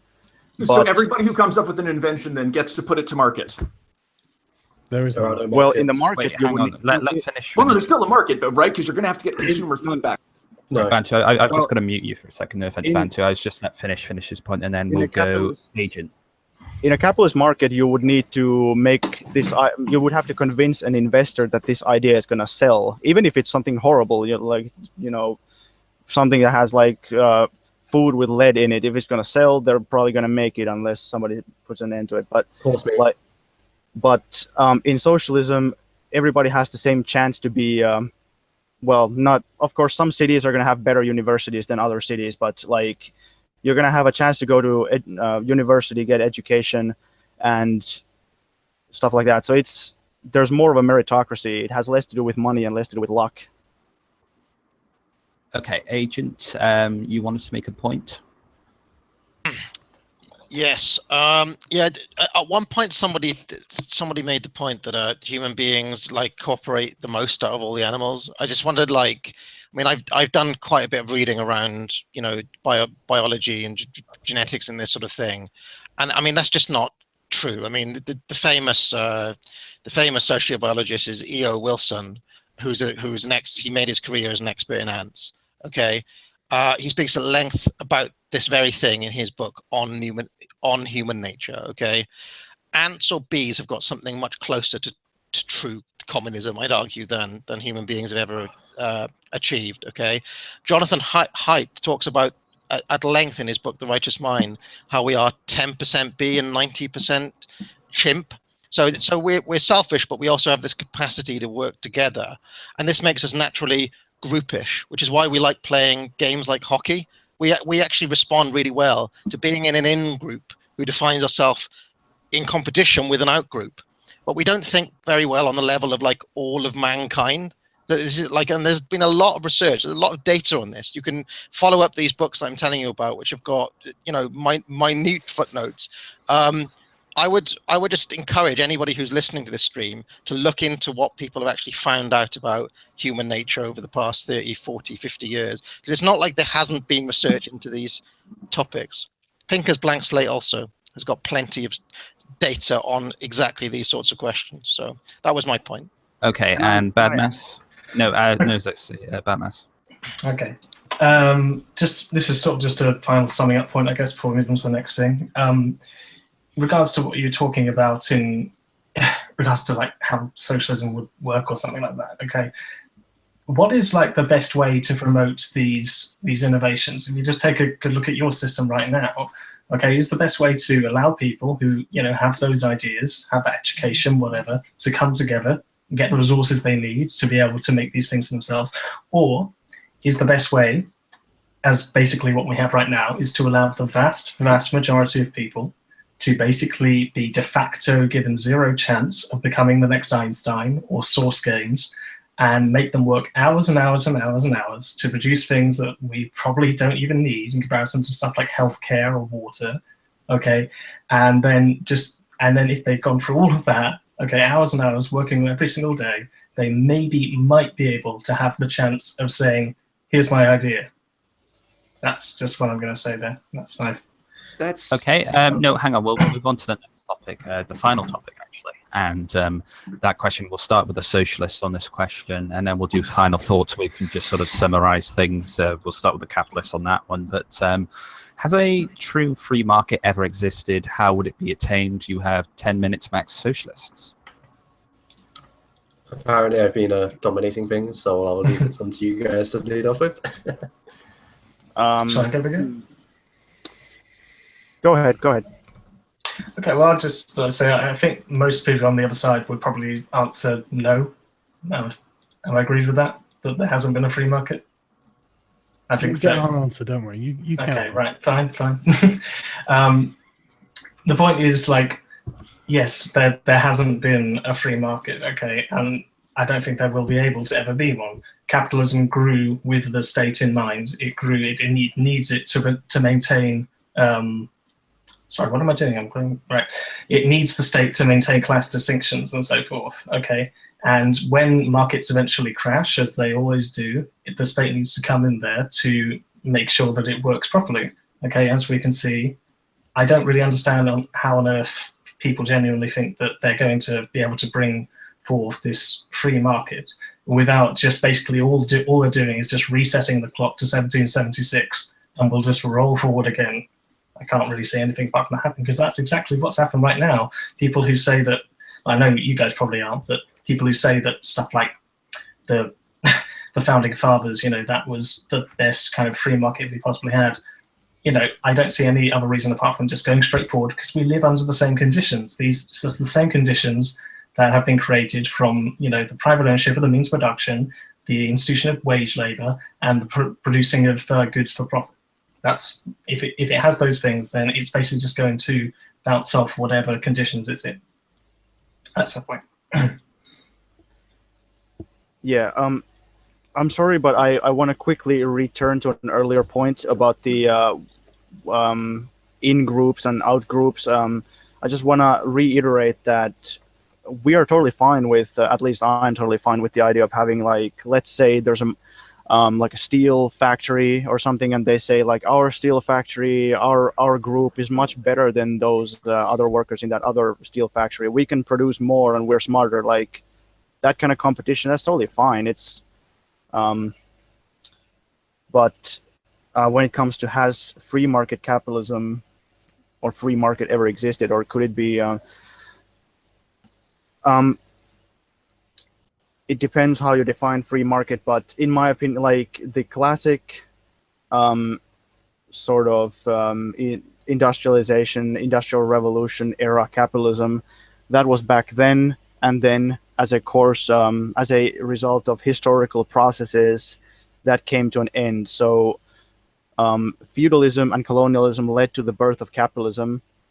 And then in the course of capitalist competition, certain corporations became more successful, and capital accumulated and accumulated more and more. And as a result, over decades and centuries, you now have these multinationals that are bigger than small countries. And there was so much capital in these capitalist countries eventually, and this happened in the biggest capitalist countries first, so the UK, France, Germany. They had so much capital that they had to start exporting it to other countries to make more profits and to get new markets. Like, the market was saturated, so they were like, oh, great, let's go somewhere else where we can sell products. And at first, capitalism was selling commodities to other countries, but as it developed, it began not selling commodities and shipping commodities over, but it actually started to ship capital itself. So invest in other countries. And then we get more and more to this, what we have today, which is that there's these multinationals, and it's very monopolistic international monopoly capitalism, where these imperialist countries own most things in the world. So we not only do we have a class divide and an inequality within the capitalist West, but we also have the inequality between the capitalist West and then most other countries. Okay, is there anything that needs to be added? I'll make a point. Oh, okay, go for it. Sorry, one more thing. I just want to say that, and is it possible to recreate what existed in the good old days of the Industrial Revolution? No, it's not possible to recreate it. Cool. Okay, so yeah, in regards to the free market, like, in theory, you could have an anarcho-capitalist system. You could, in theory, privatize all state apparatus and have and still have production for exchange, and therefore a capitalist society. However, because of simply the way that history develops, it just can't actually be realized in the real world. Because, an example I want to draw on is there are these people who, while they technically believe in worker ownership and the means of production, they also believe in nationalism and racism, and they're basically like Nazis, but kind of not Nazis. They're called Strasserists, if you've heard of them. Now, theoretically, such a society where you have worker ownership and the means of production, yet nationalistic and racism and stuff like that, could exist. However, simply due to the way that socialism must inevitably arise out of capitalism, that being you need an international proletariat to fight an international bourgeoisie, and not a proletariat divided on race or class, because that's what the bourgeoisie do to soften worker movements by dividing them on race and class. Race and nationality, rather, sorry. So simply because there's literally no way you could ever actually get a proletarian movement or revolution in that manner.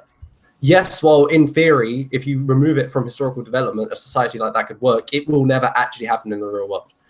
And I feel like a true free market capitalism is the same thing, because of the way that capitalism inevitably had to come out of feudalism, which was through this thing called primitive accumulation, which is basically, Marx talks about this, where it's like the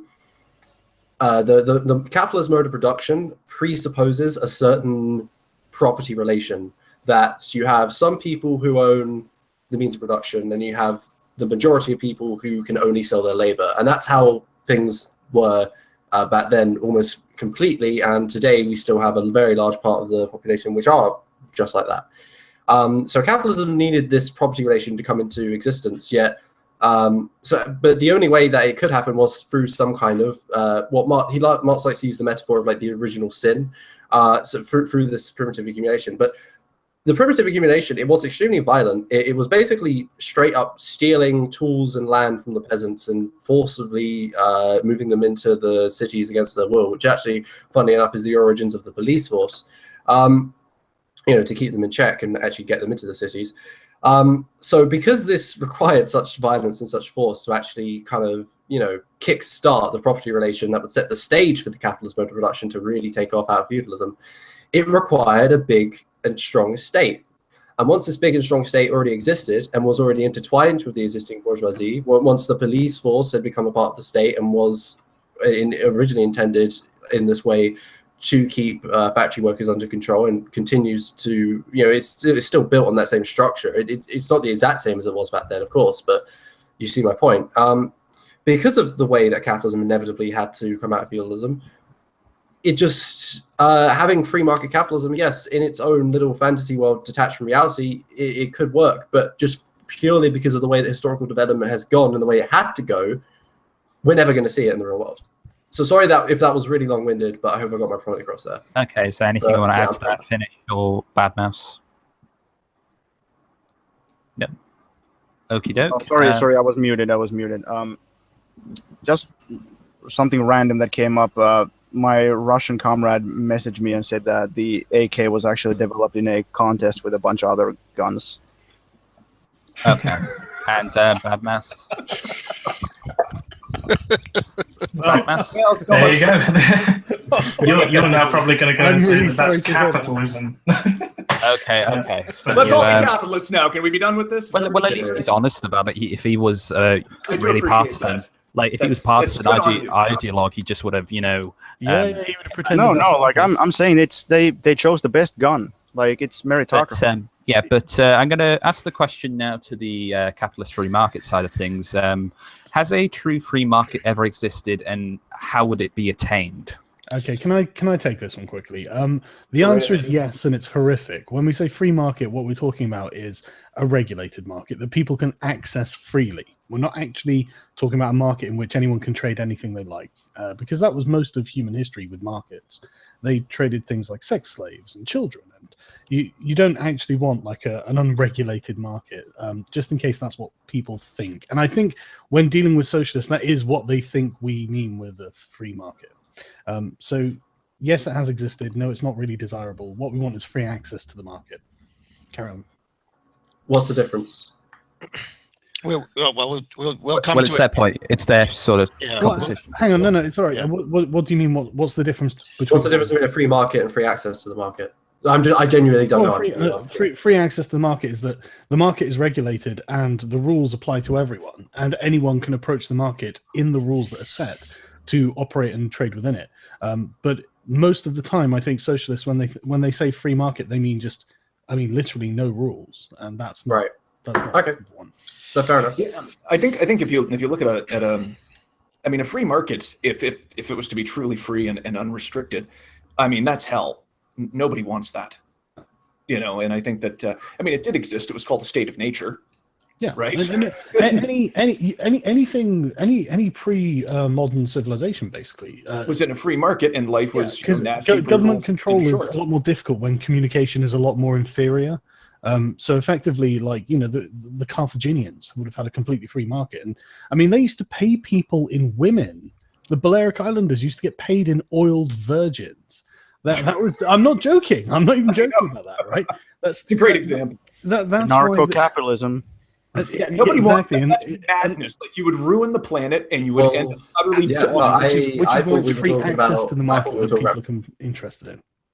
Because that's, what we're talking about. I think when we talk about free markets, the real conversation isn't really, has there ever been a free market? Do we want free markets? The question is, how do we constrain the free market effectively? What's the best way to go about doing it? Because we all accept, we're not psychotic. We accept that if you free the market completely, we'll just destroy ourselves in no time. Hey, Delos used to trade 10,000 slaves a day. Imagine what that'll do for the economy.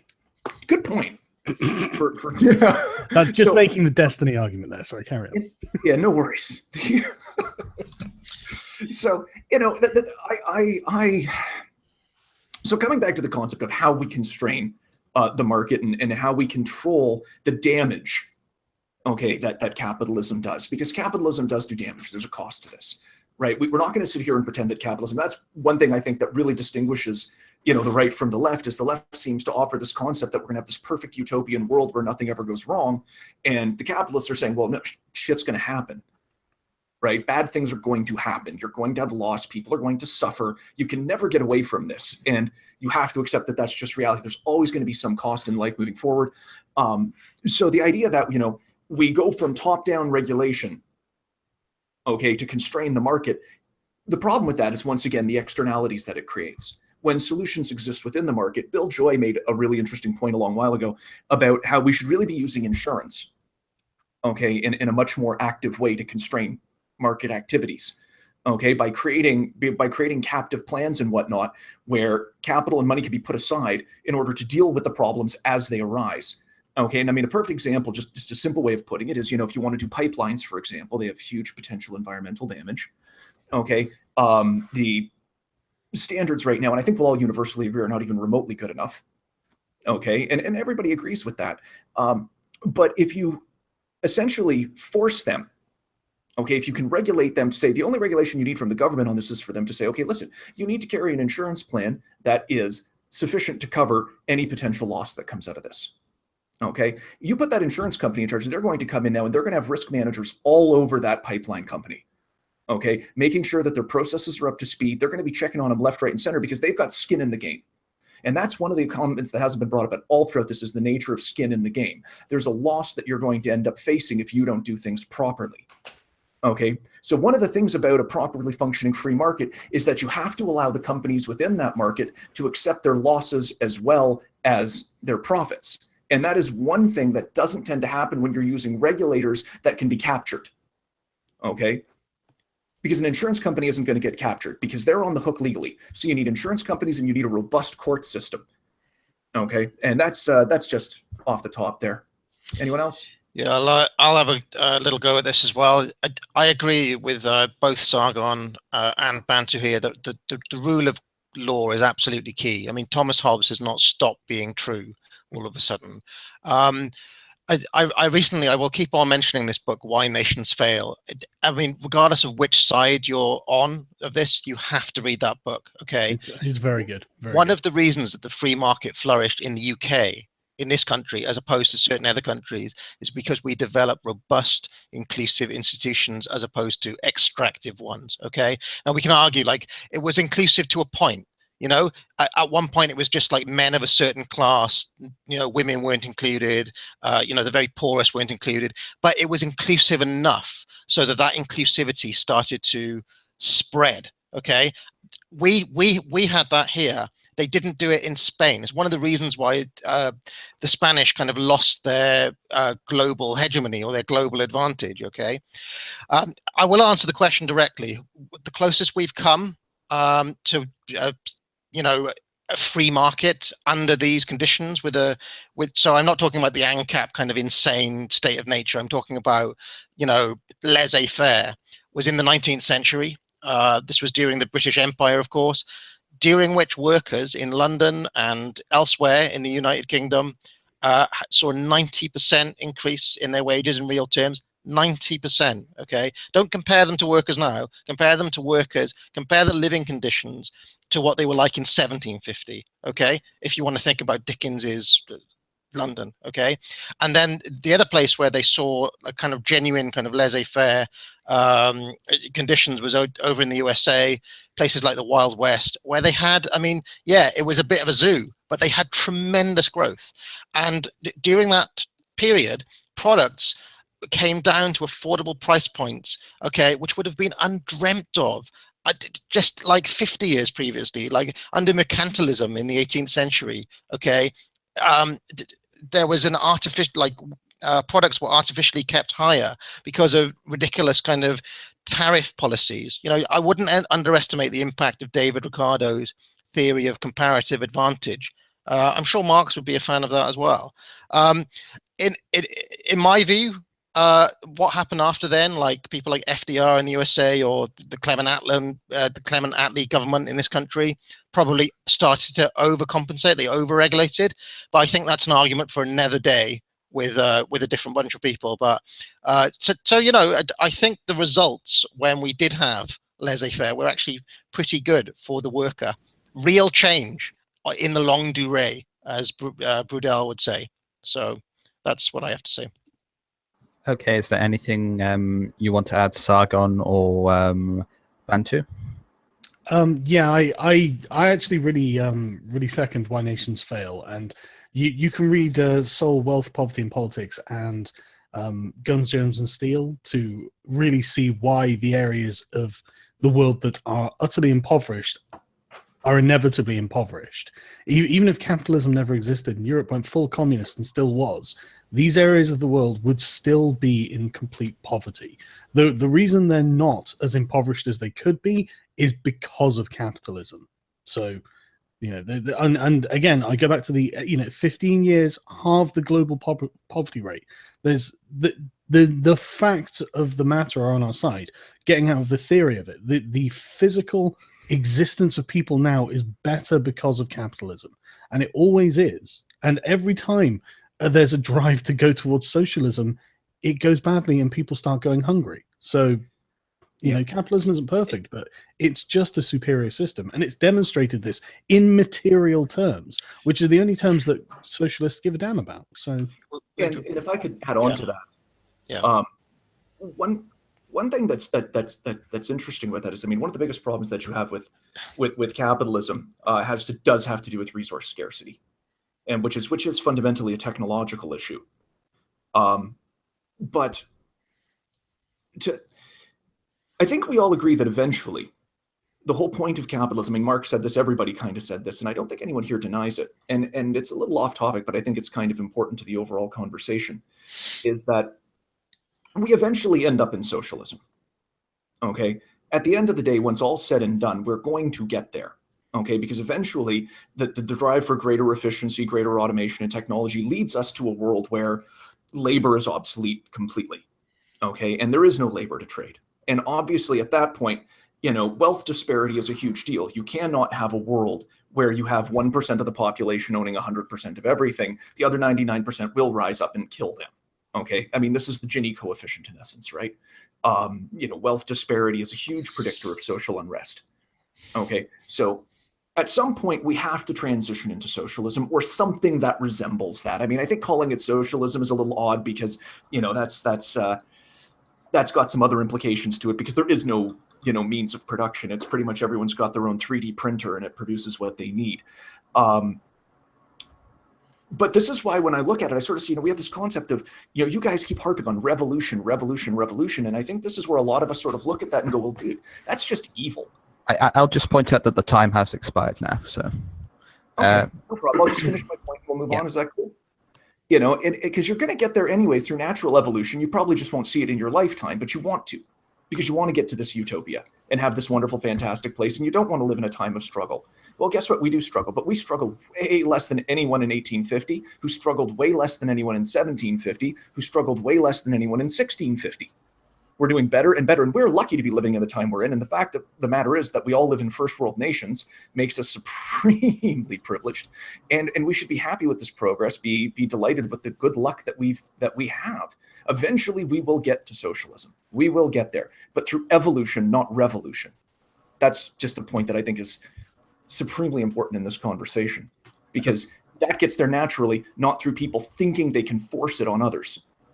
Okay. So why is it that capitalism needed hang on. revolution to We'll get to this. Hang on. I'm just going to, just as a formality, to introduce the question once more to the open forum. You've got 10 minutes to discuss this. Has a true free market ever existed, and how would it be attained?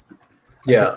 Can I Sargon wanted to speak, and then Zexy. Yeah, Zexy, what did you just ask there before? Oh, I said, well, you know, if it's a natural, if modes of production can shift through natural evolutions, then why is it that literally every shift in mode of production throughout history has always been a revolution? Because up until this point, all systems have been highly oppressive. I'd like to also, I would also like to, in the place where, okay, I think this is a very important thing about revolutions. The United Kingdom, as far as I'm concerned, has never had a true violent revolution. We had Cromwell. We had Cromwell, okay, and then we had the so-called Glorious Revolution, okay. But Britain is a very good case study of incremental change. Incremental change versus in France, for example, where they have they're doing the like Fifth Republic now, okay. Yeah, you're right. Yeah. So incremental change is what we're taught. It's like a little bit. That's why Britain still doesn't have a constitution, and and that has been the model that has worked. And the violent kind of, you know, Foucauldian kind of paradigm shift model of violent change hasn't been the thing. But okay, let's pick another one, like what is it? Epistemic, Pierre Machery's epistemic shift. Say, okay, there's a Marxist thinker for you. Okay, where it's not really how things have happened. Is be like there will be something that comes along that is a game changer, but it comes through incremental change and moderate reform, and you know, every generation things get a tiny little bit better. And you don't need to kill everybody in order to achieve it.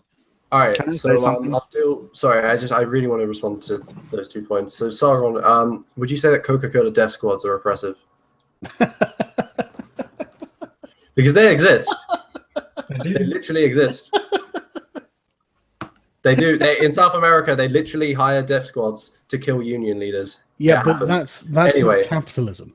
Oh, it's not true capitalism. No, it's not even slightly capitalism. But it's Coca-Cola. No. It's voluntary exchange between two consenting individuals. Stop. Can I just ask, Sargon, I will say that one thing that will probably help your argument, Zexy, is to not say Coca-Cola death squads. Just say death squads, you know. But I love that term. Yeah, it's highly amusing as well. The thing is, right, a capitalist system protects the property of the people within it. Right? If a corporation can hire death squads, yeah, then it's not a system that's operating under the It's standard still capitalism. logic. No, it's not. It's It still might be corporation. Things are still being produced socialist, for right? the They go, state. well, is it not? Oh, there's private property. It's capitalism. Bollocks. There's private property under feudalism. There's No, private no, I'm not saying private If property a is capitalism. I'm corporation saying, can hire death squads, it's anarcho-capitalism, and we've already said that that's crap. But well, then that's no, I don't- capitalism. No, I wouldn't even call that anarcho-capitalism. I mean, like, that's just like warlordism. Well, it's Yeah, and back it's to what This is where capitalism the needs rule of law has broken down. And it's what capitalism needs to in these areas. No, it's not not. what They want to America protect is their heavily interests and their socialist. profits. What? No. It's not how it works. This is why you all need to read this Why Nations Fail. All that happens in those scenarios is when you let cronyism run rampant. You haven't enforced the rule of law effectively, and institutions are going to extract it rather than inclusive. That's all that's happened there, and it doesn't matter if you call it socialism, bloody anarchy. It doesn't matter. Yeah, That's fine. what's happened. Right. We'll say it's not. Say it's not capitalism then. But hold on, really quick. We'll say it's not capitalism then. Whatever it is we live under today, that is a highly oppressive system. Yes, we do, because it's happening right now. I mean, you and me don't live under that, but it does happen in this world. Yeah, okay. Well, let's talk about Venezuela then, if we want to talk about Okay. Okay, no, but this is the But point. that's not really related to my Let's point. not get so fucking Yeah, that is really sidetracked. Right. But my point is, No, whatever we live Venezuela, under today, no. Venezuela, Can we I think, just- is actually relevant. I think It is, but I was just pointing out that, look, if we're going to say, well, look, there's somewhere in the world that Coca-Cola is doing something bad in, then, okay, well, let's talk about we somewhere use it. that... Bad Socialism Mass is an oppressive system. wanted to raise a point. That was your Well, point. hang on, let me actually respond to this, though, because this is the thing, right? Look, I'm not saying that corporations aren't dangerous. They are, inherently. I mean, this is a great example. You know, the Coca-Cola Corporation can't do that in capitalist countries because we have firm laws and regulations and whatnot, right? However, if you go to some corrupt socialist hellhole in South America and you offer the government huge amounts of money and they say, okay, well, yeah, I'm just going to take all this money. You do what the fuck you like. Then they do. Because corporations don't give a damn. You know, But your original point was that what we live under today isn't a highly oppressive system. That was your original point. Sorry, say again. Your original point that was, unlike slave society and feudalism, what we live under today wasn't a highly oppressive system like they were. Yes, what we live under in Right. the, So where that, we don't what allow we live under in the West, so you're Coca-Cola only death talking about the squads. West. So does that mean then that socialist revolution is possible in the third world? It's already happened in the third world. Well, I mean, what they call socialism. So you're saying that because you said revolution wasn't possible because we don't live under highly I oppressive didn't say it was system. impossible. I said it was Can we unnecessary. move on from this, please? Okay, we'll move on. Sorry. What's Yes. important? Wait. Before you cutting, Agent, Bad Mouse wanted to say something earlier. I think it's fair that we let him talk because he's been a bit quiet. Okay, finish. What did you want to talk about? Sorry. Oh, I just wanted to say that I find it pretty interesting that they actually like guns, germs, and steel because usually, I just somehow I thought that was surprising that they actually like that book, but Why? That's my question. It's great. I don't know. Hold on. Usually libertarians have, and people who usually they haven't liked it, but It's Anyway, fantastic. We're libertarians here. Can I just but talk about what I something? that wasn't. All right, go Let ahead. Bad Mouse do this part. Go ahead. Yeah, I just want to sort of talk about. Well, firstly, Venezuela has more private industry than it does state industry. Okay, first of all, and also, it's actually moving sort of onto a different topic, so something that academic agencies said with extractive economies and so forth. It's interesting how you don't relate sort of the same thing towards socialist systems. Okay, because if you didn't have the USA, the UK, the Netherlands, then you'd be looking at capitalism back then. And you'd be saying, it's trying to get itself together in Latin America, where places like Spain and so forth extracted all the resources and left basically no infrastructure there apart from extracting minerals. And you say that capitalism has failed. You celebrate it now because it survived. It's a survivor. No, not at all. We celebrate it in the places where, like Canada and the United States, and so in first world imperialist countries. But Canada's an imperialist country, is it? the reason Is it?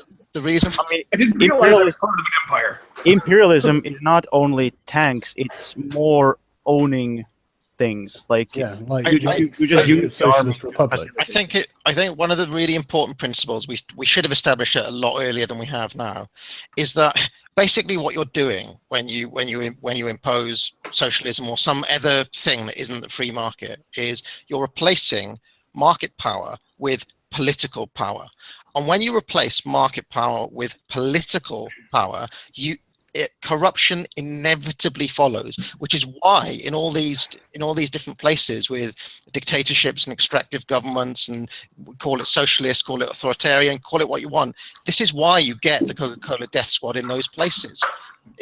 Of course, if you're in a place where you're allowed to like get away with that stuff by bribing people, it will happen, and that is why the rule of law is absolutely key, and it's also why it doesn't happen in places like Canada. Just one tiny point. We did actually have sort of what could be considered death squads in Western countries back in sort of the turn of the century. We just don't have them now because. Well, and whose death squads were they? It's because our unions aren't as they capitalist don't death squads. the ones Oh, in this was you're talking about altercations between the unions and the Pinkertons, authorities. pistoleros. Can I say something to academic agents? So I think it's admirable, but it's admirable that you think that we need to have the rule of law and everything. But I always thought that it was so I don't know, so funny when liberals would say that, oh, capitalism would be good if we just got money out of politics. But like, it's so funny. Like, how do you get money out of politics in a system that's based on money? Like, the whole notion that economic power and political power are not connected is kind of laughable. Of course they are. Like, okay, here, we don't have death squads here, but the capitalists still control all the politics. Right, and this is why leftism is a problem in general, because I mean, okay, take examples where crony capitalism is allowed to flourish. It's because politicians have incentives too, okay? But politicians' incentives aren't money; they're like votes. They're interest groups. So when you get, like, I don't know, farmer subsidies, for example, that creates all sorts of untold problems for economies everywhere because it perverts the incentives, but it will win the politician votes in the short term. That is a problem with that's I guess a systemic problem with politics, and it doesn't get resolved with democracy or not democracy. Like, dictators do this too. There's another book which my friend always talks about called The Dictator's Handbook, but there's a brilliant little video by C.P. Gray, the rules for rulers. Those rules those rules don't No, change. they do. I watched that, and like, okay, explain to me how those rules change. Oh, right. So, before we go into that, I wanted to ask academic agent, like, I don't maybe I missed it, but do you believe that you can, like, you explained what laissez-faire was and that was the best thing, if I understood correctly, but can you get back to that? How do you mean, like it was the best? That was the sharpest period of growth the world has ever seen. Yeah. So do you think that kind of policies can be implemented again and we can have laissez-faire again? It's been made very difficult by Keynesianism, by embedded socialism in our countries. But I don't actually think that all of those are bad things. Like, I haven't made up my mind on all of the. Like, I would like to see less regulation in general. Ones that pervert incentives, but I also like, there are some things, even Hayek himself said this, there are some areas where you do need to kind of guide things because the incentives are messed up, or so I don't think, like, markets generally work, but there are some areas where you may need to get involved a bit more. I don't know, like, there are ones that they're so complex that I haven't even figured out where like healthcare. I don't know what to do with that. Time is up, by the way. So, was that any final points that anyone wants to add to that? And then we'll do closing statements and then we'll wrap it up. Yeah, I would like to add one thing when we're talking about, because I think something that needs to be kind of brought up at the very least, just so we're all aware of it. Because I feel like throughout this debate, maybe there have been a lot of connotations and assumptions that socialism works on some kind of dictatorship or malevolent dictatorship or something like that, or that we're just going to trust the politicians don't get corrupted. Basically, the I guess core tenets, as it were, for the workers' state during the revolution. I believe that after the transition, that the society is stateless and you no longer have to worry about that stuff. But during the actual transition phase, the workers' state, it has I guess core principles that Lenin describes in The State and Revolution and have actually been applied multiple times in the real world, and have worked pretty well. And these three main things, it's representative democracy. The representatives are chosen by the workers themselves. These representatives are then subject to recall at any time by the workers who vote them in. And then that these representatives are paid at workman wages. So this eliminates careerism. This is basically the general socialist idea of how we're going to have central planning and how we're going to have, a workers' state that actually works in the interest of the workers and it acts as a tool of the workers by using these things.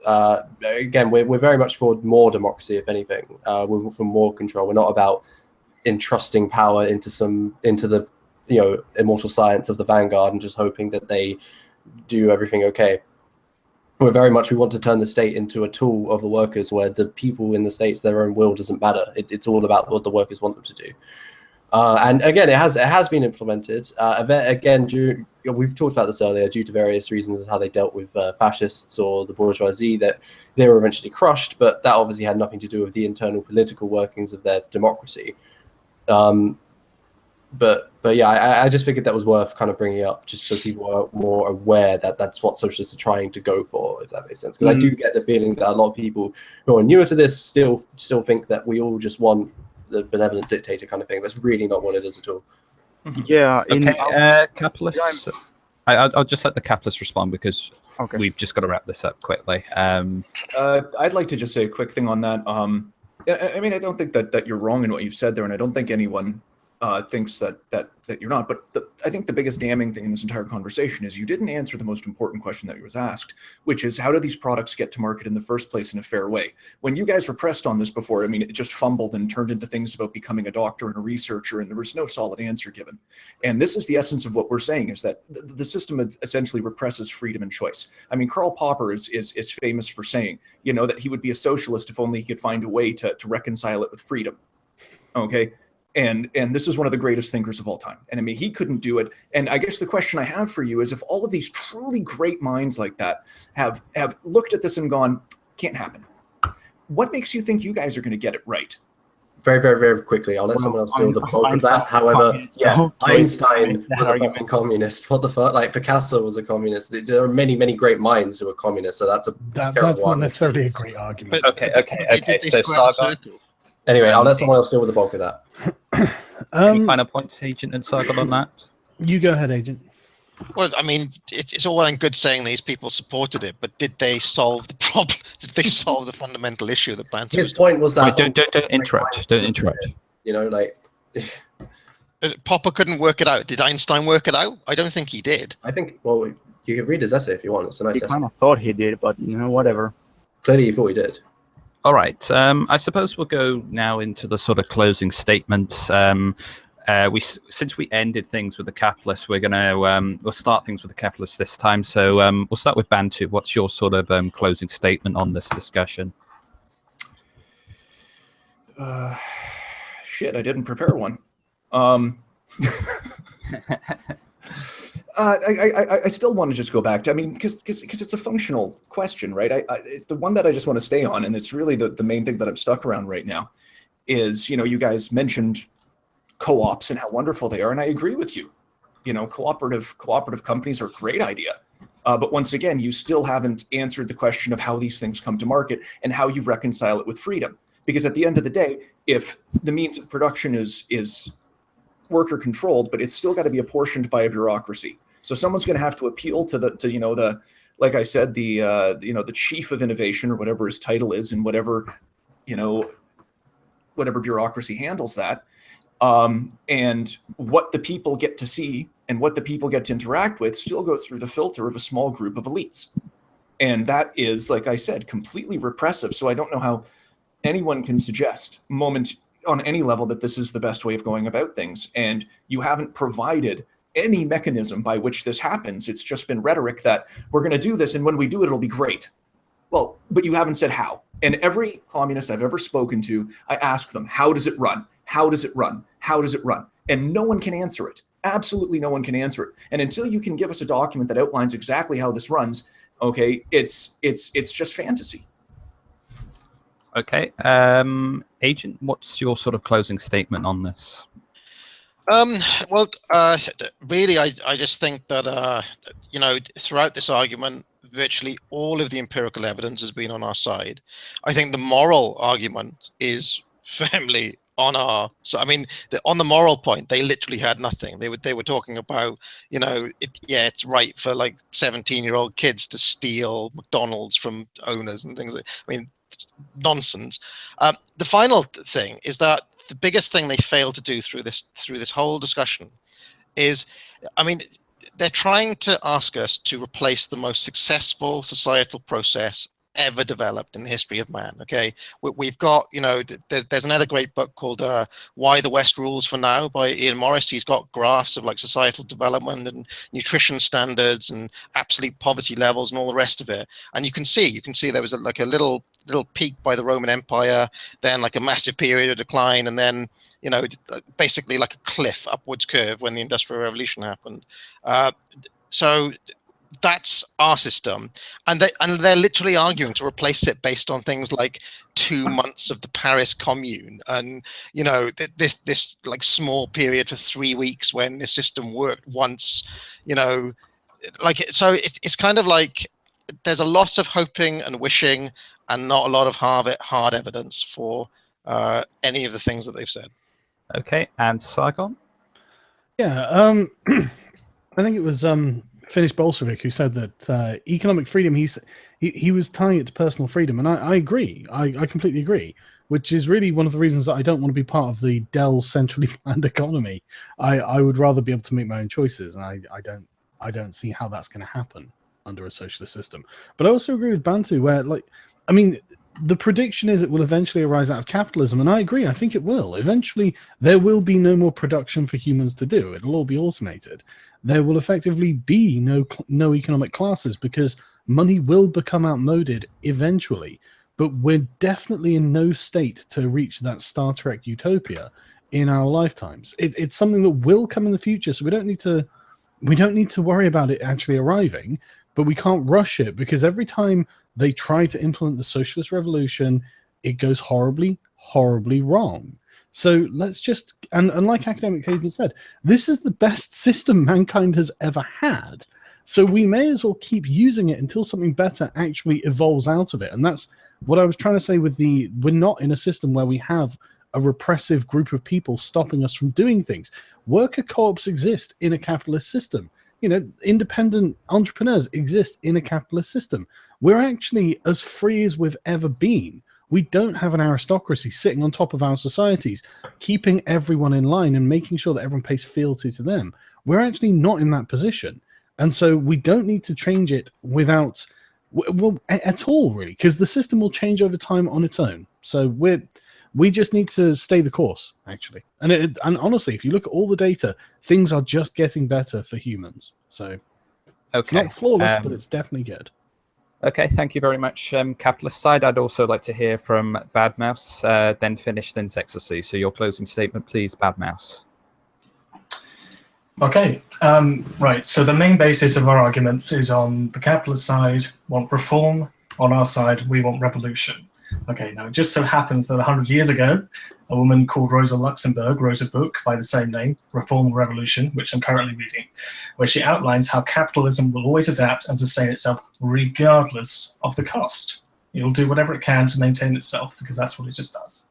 And I ask you to take a look at the world around you and think that this, and ask yourself whether or not this is the end of history, whether that capitalism is here, and that we just need to tinker with it a little bit, like we have for the past 200 years without success.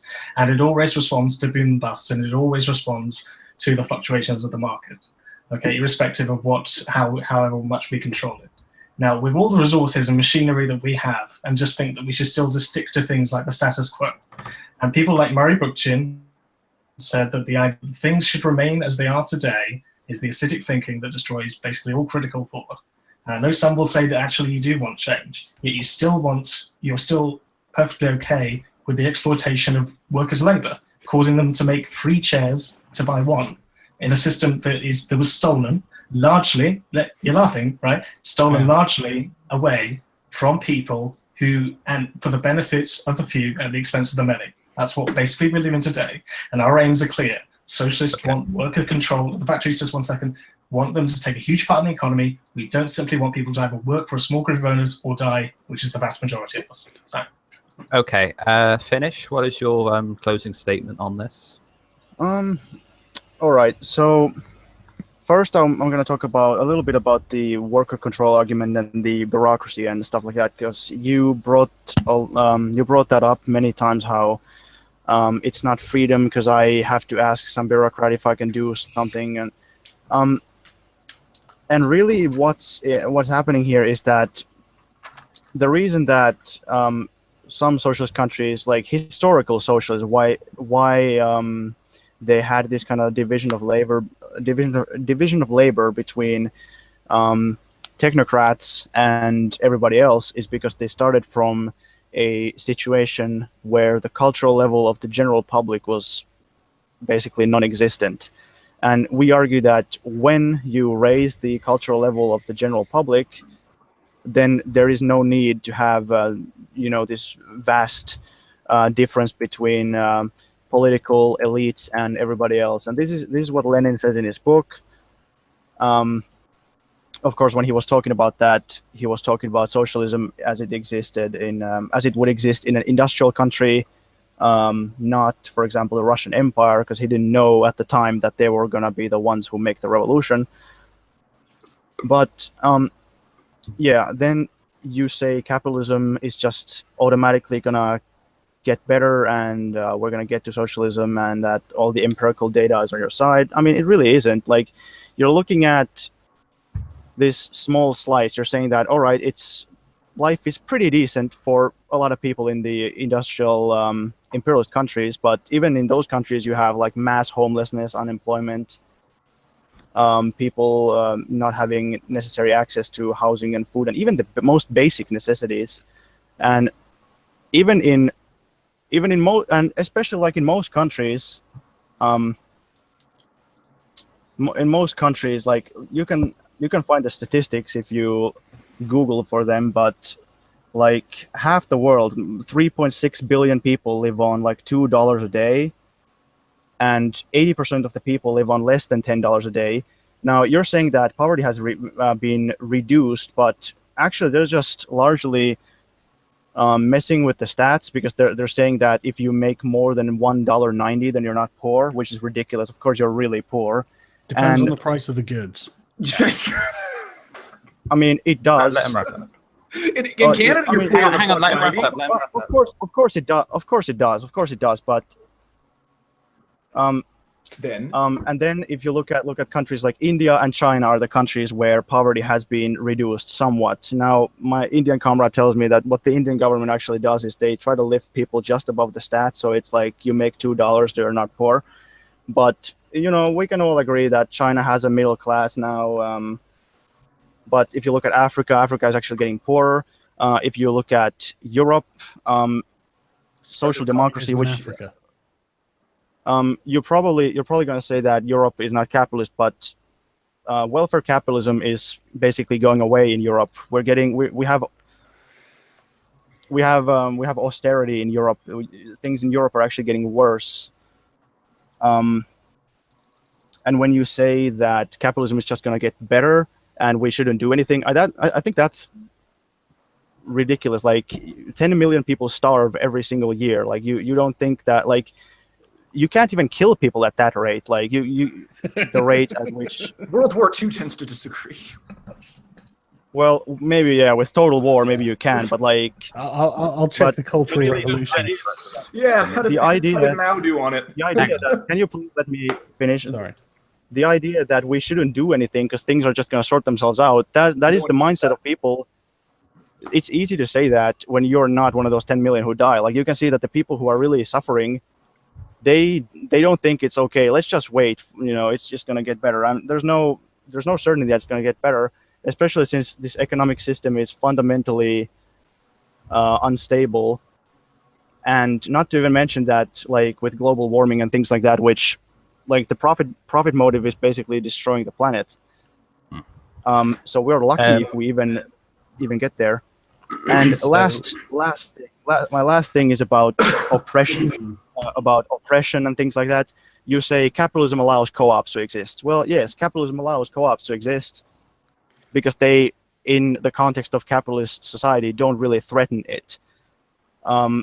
They don't. But when Craft beer industry has been taking out the major brewers. No. They don't threaten the interest of the capitalist system. When capitalism has felt that it was threatened, then they've done things like they supported fascists in various countries. Even in my country, Finland, the Communist Party was banned and the Socialist country was banned because they thought it was too dangerous to have them. In the US, you had McCarthyism and the Red Scare, like all that stuff. So, I mean, the Soviets want to die, dude. The Soviets they hunted enemies, but they were pretty damn threatened by external and internal enemies. So, like, this notion that capitalists would never do anything authoritarian or anything oppressive, it's just ridiculous. Of course they do all the time. I'd like to move on to Zexacy, so she just could yeah, I'm done. Okay, Zexacy, what's your closing statement on this? All right. Well, overall, I think this was a pretty fun debate. Actually, I had a lot of fun, and I hope you guys did too. I think everyone learned from each other. I think it's great that we've got you guys to admit that communism is inevitable and that it will indeed. I've always sorry.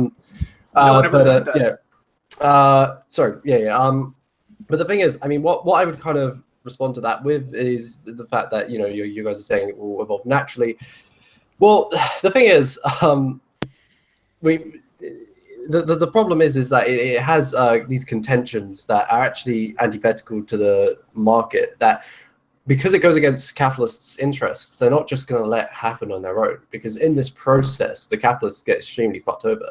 For instance, with automation, you guys are saying, oh, well, when we can automate enough things, we'll be able to drift towards socialism naturally. Well, the thing is, if we automate everything, the markets just implode on themselves. We can't do that in any natural way through the existing capitalist system. In regards to what central planning would look like, now in the middle, it is a complicated topic. So in the middle of this debate, maybe we couldn't have explained it as well as possible. However, you say we need a document that goes through what everything's going to be like. Well, they actually do exist. There are two things I would recommend to you if you're a reader. First is Marx's Critique of the Gopher Program. It's pretty much the one place where he really delves into what socialism would look like. It's short, but it's a hard read and very dense, but it's really good. I would recommend trying to give it a read at least. And he does describe how socialist society would function, how labor vouchers would function, how it would transition from capitalism, so that does exist. In regards to central planning, because Marx doesn't really talk too much about central planning in that, in regards to central planning, there is Towards a New Socialism by, what's his name, Paul Cockshott. Unfortunate name, I know, but nonetheless, he explains in Towards a New Socialism basically how central planning would function, and he does it with maths and everything. And I would recommend, if you really do want to know the details on how central planning works, you check out that book. And if you want to know the details on how labor vouchers and socialism would work, you check out Critique of the Gopher Program. So these things do exist. It's just, you know, in the middle of a debate, explaining complicated theory, it can get difficult. So sorry if we didn't do a satisfying job on that, but I think we got our points across pretty well. My very last point though would be, you know, again, no one really ever responded to the point on the falling rate profit, which again is just kind of condemning markets to eventually implode in on themselves, forcing us to produce for use. And this is going to fail anytime now. Anytime.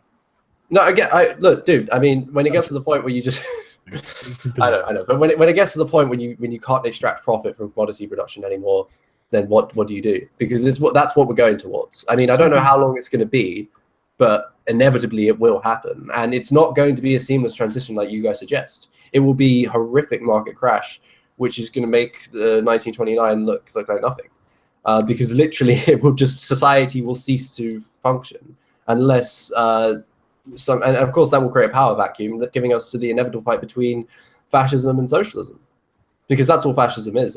It's a last-ditch effort to preserve property rights. So it's really the question of, inevitably, which side do you want to be on?